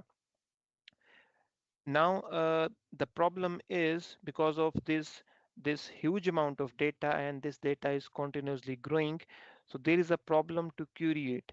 So we cannot find a suitable approach to query that data. So in traditional ways, there are two ways to query this data. Let's suppose if I want to build up an application that is using this link open data. So one approach I can use is I just download the data set from the public link open data cloud, and then maintain the local copy on my hard disk. So what will be the benefit? It will be easy. Obviously, I just need to download it, and then I need to just configure and then put my application on the top, and then available for the queuing. Um, but the bigger problem is that my data set will be outdated quickly, and I need to re-download it again and again. So it's not an optimal solution. And also I need some infrastructure to keep it up to date. The second idea is, uh, instead of downloading to the local, you just utilize, why don't you utilize the endpoints?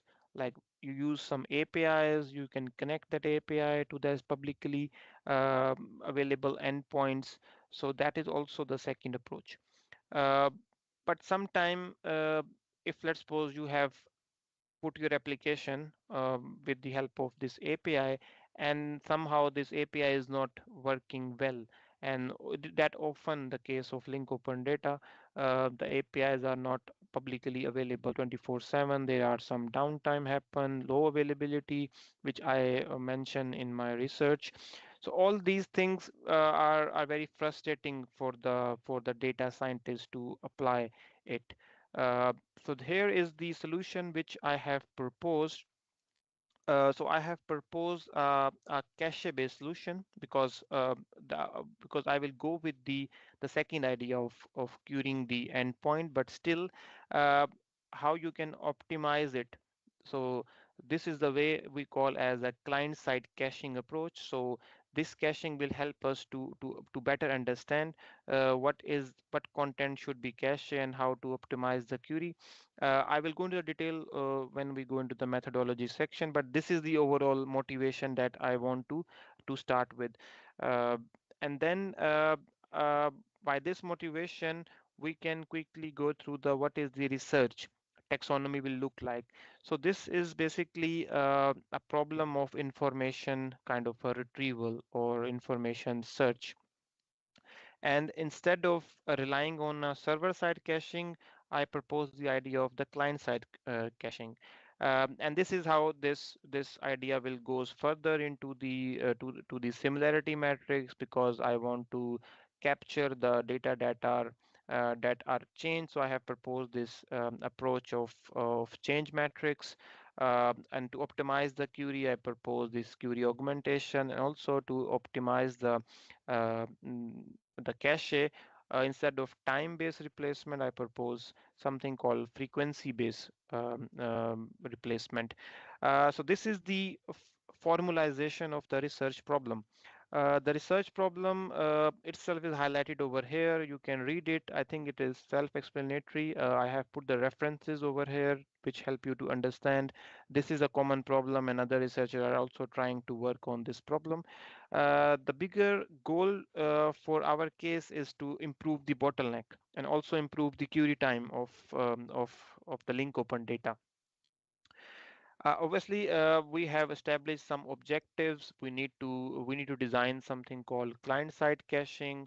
We also need to, and then we need to decide some trade-off between the data availability and query performance. To overcome these objectives, there are some challenges that we need to consider, because it's a link open data and it's also evolving. So due to this evolution of this data, that make things more difficult. And the first thing is about our cache obviously get uh, get outdated very quickly. The second problem is that how you can find the similar patterns or similar data, because it's a linked, and sometimes we are not sure which data we should query. And also the problem with the cache approach is that the cache itself is very limited in size.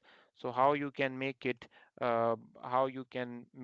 more valuable so that you can replace more often. So that is basically our whole idea of this research problem. So in this slide, I have summarized some of the work which are considered as very similar, but still they are mostly relying on the server side caching. They want to make optimize the server, but but my research argue that instead of optimizing the server, still server have some limitations. So you can put the caching on a client side, and then it will help you to obviously help you to query the data. It will eliminate a lot of different problems. So this is the relevant work. And the bigger thing that I highlighted is the overhead. So if it also reduce the overhead when querying on the data. So let's visualize how this works. This is the bigger picture of the idea. So traditional system relying heavily on a server, leading a bottleneck, and our approach shift the intelligence to the cloud. So this is the main idea behind it. So client maintain local caches that are dynamically updated based on the link open data evolution. And then the similar queries are executed once and results are stored to the future cache. And then we also propose in a solution to about some kind of the cache replacement, is we call as a smart way to replace the cache. This will not only reduce the server load but also improve the query performance for the end user. This is the bigger picture of our approach. Uh, and then I will highlight it. What are the three key innovations? So the first innovation is the use of the dynamic function, because this is the linked open data and everything is evolving. So the better way is you don't need to capture all the data. You just need to capture what is already updated. So we need to use some type of a function that will only quantify what is already updated. And the second thing is about the query augmentation for prefetching. So by analyzing the query pattern, we can prefetch the result from the similar query before they are ever issued. That is also an idea which and what benefit it will bring. So this reduce the server load and speed up the response. And the third one is which is about the cache replacement. So we also propose another algorithm. Instead of relying on the time, we use the frequency. So most, like, the idea is the most frequent queries will be placed in a cache. That is our basically solution. So these are the key innovations. I can go into the each solution uh, for you have more understanding if you want to reuse these some of these solutions, because all these solutions are already published in a journals. If you want to reuse it, then you can get an idea after I will explain like this. So this is the solution one, which is about the use of um the dynamic function. So we develop a dynamic function to quantify the evolution of link open data. This helps us to understand how link open data change over the time, because we want to capture this evolving nature of this data. And also we want to prioritize the update to keep the local cache fresh. And second, we have implemented something called query augmentation, which I will obviously explain. So this is the main idea of the change matrix. So which function that change matrix will use? It's use a dynamic function. We use the Jaccard similarity index to capture what is basically if something is more item have been added, removed. So this Jaccard will give us some type of a measure that which item has already updated. So which item you need to capture. So our solution is a dynamic function denoted as this figure that quantify the change in a real time. So this function measures the addition, modification, and deletion of a triples. For example, if a data set like dbpedia is updated frequently, so our function will detect that these changes are prioritized, updating the local cache for that data set. And this also ensure that the user always have to access the most current data. So unlike the existing approaches, they're relying on a static dump or page rank or dynamic function, uh, and and this dynamic function is more flexible or adaptable, making it ideal for like evolving nature of a data. And the second solution that we have proposed in this research is to how we can implement. So we have proposed two more algorithm, and they are also internally they are using this dynamic function, which obviously use a change matrix. So application aware change prioritization. This is the first algorithm that we I have proposed over here, which is abbreviated as AACP, like application aware change prioritization. So what how this algorithm will work? This algorithm assign a weight to the change in the link open data cloud uh, based on what is the recent change and what is the relevant change. For instance, if a data is updated frequently, then this algorithm will prioritize this change over older and less relevant updated. So the goal of this algorithm is to ensure that the most important and recent changes are reflected in the local caches. The second algorithm which we have uh, uh, proposed is this preference aware source update algorithm. So here we have used something called uh, like you need to the main idea is to we need to the maintenance policy only visit the sources that have been changed in the recent past. So it should not be that you should or you should maintain all the copy. You just only need to define a preference, like either you should copy the most recent changes or not. So this is the next we will talk about the query augmentation for the prefetching. So one of the biggest challenge in querying the link open data is the repetition of the similar queries. For example, if a user uh, m- uh, might issue a slightly different query that retrieves similar data, then obviously it will increase the server load. So our solution is to analyze the query log and identifying the patterns when a user issue a query, or our system prefetches the result from those query that are likely to be issued in the future. So this algorithm will try to analyze the log, and then they will prefetch it so that there will be a less burden on the server side. So this approach is useful in a scenario where the user issues repeated or predictable kind of a queries, such as research or data analysis application. You can apply this type of approach. And to implement the query augmentation, we use the two technique we call as the query suggestion and query relaxation. This is also kind of innovative because it is not used in the state of the art approaches. So this technique analyze the past queries to identify what patterns, and also suggest the similar queries that might be issued in a future. For example, if a user frequently query for the information about the universities, so our system will suggest the prefetching result of the relevant queries about the academic program, about the research publications. So query suggestion is based on both structure and the content of past queries to ensure that the prefetch results are relevant and useful.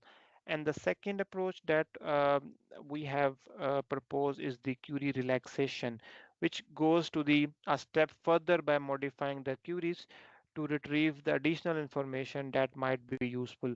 For example, if a user query a specific entity, or a system might relax to query the relevant entries or broader the categories. So this technique also ensure that the cache is filled with the valuable data that can be answer a wide range of queries.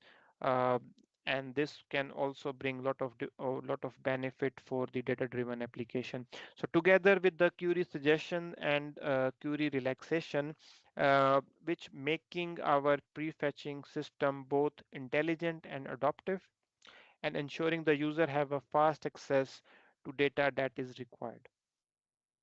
This is also the query relaxation. We apply something called query template. So based on the template, we just prefetch the queries. This is the internal detail of how this query prefetching work.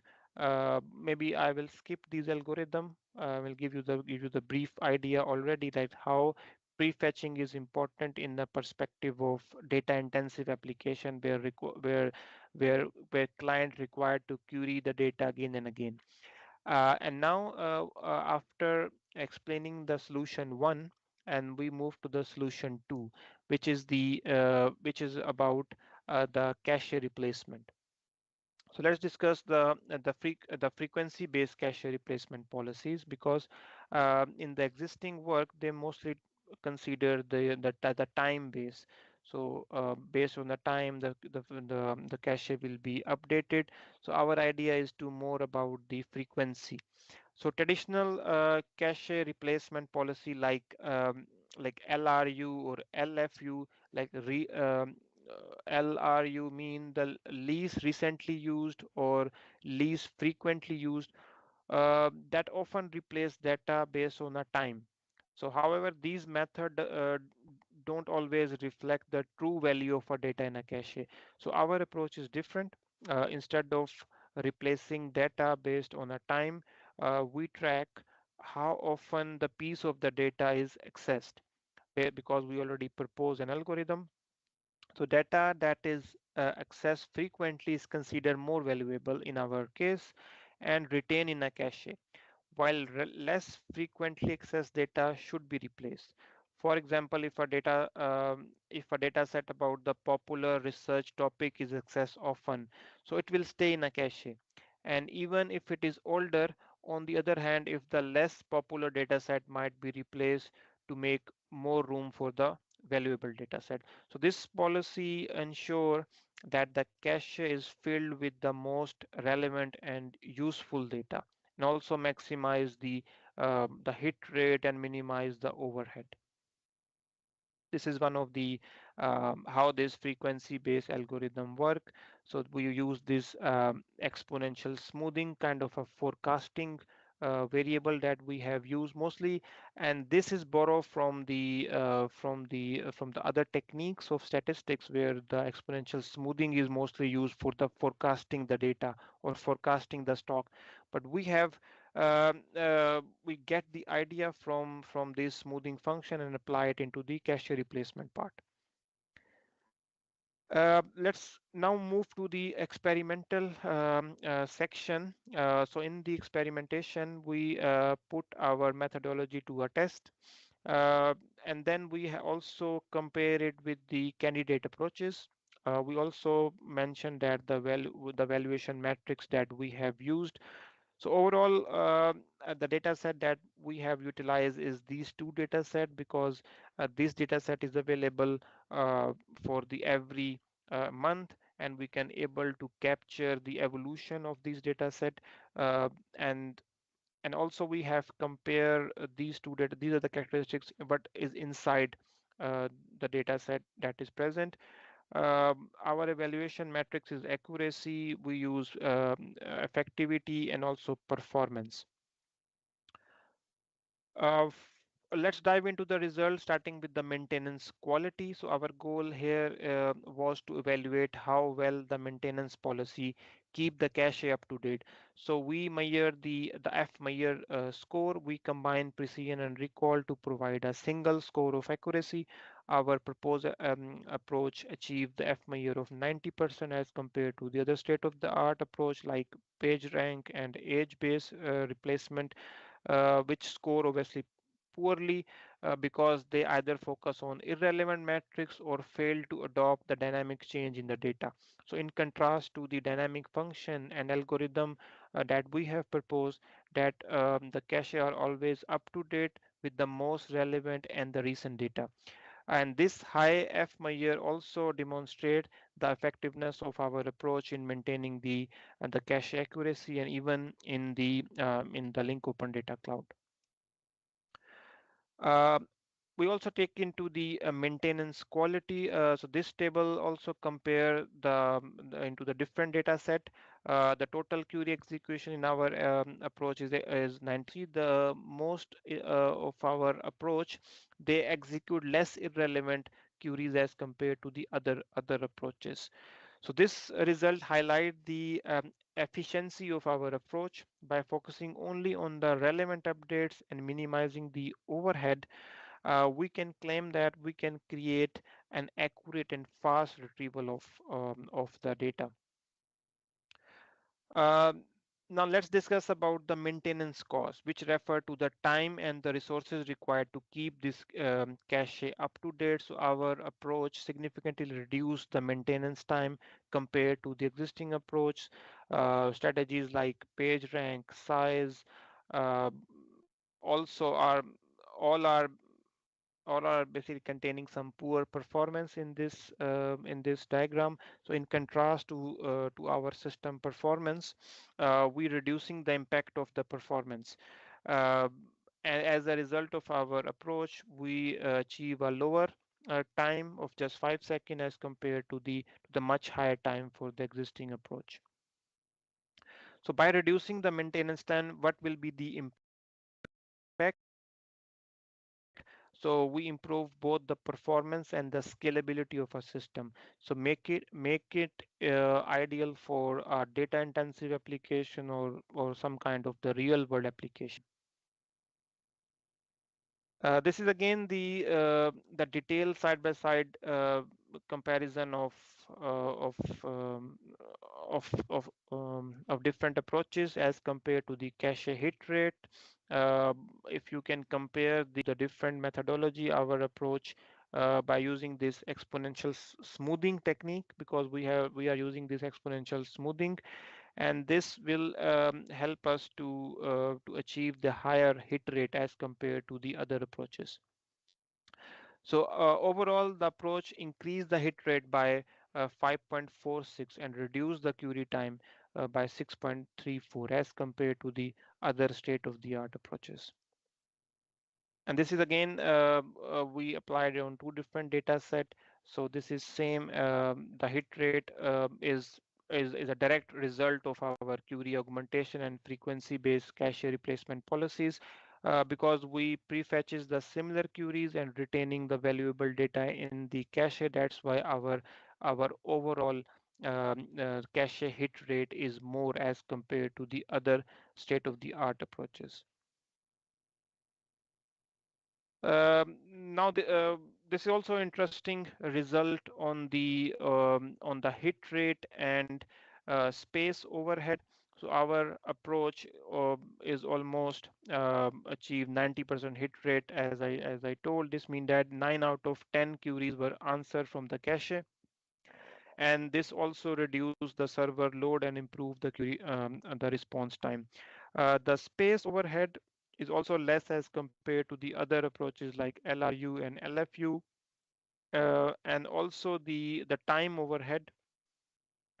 The time of overhead mean the hit checking time for the approach was just 280 millisecond, 10 times faster than the existing approach. So these results demonstrate the efficiency of our system. Also, we create a cache system that are fast and also resource efficient.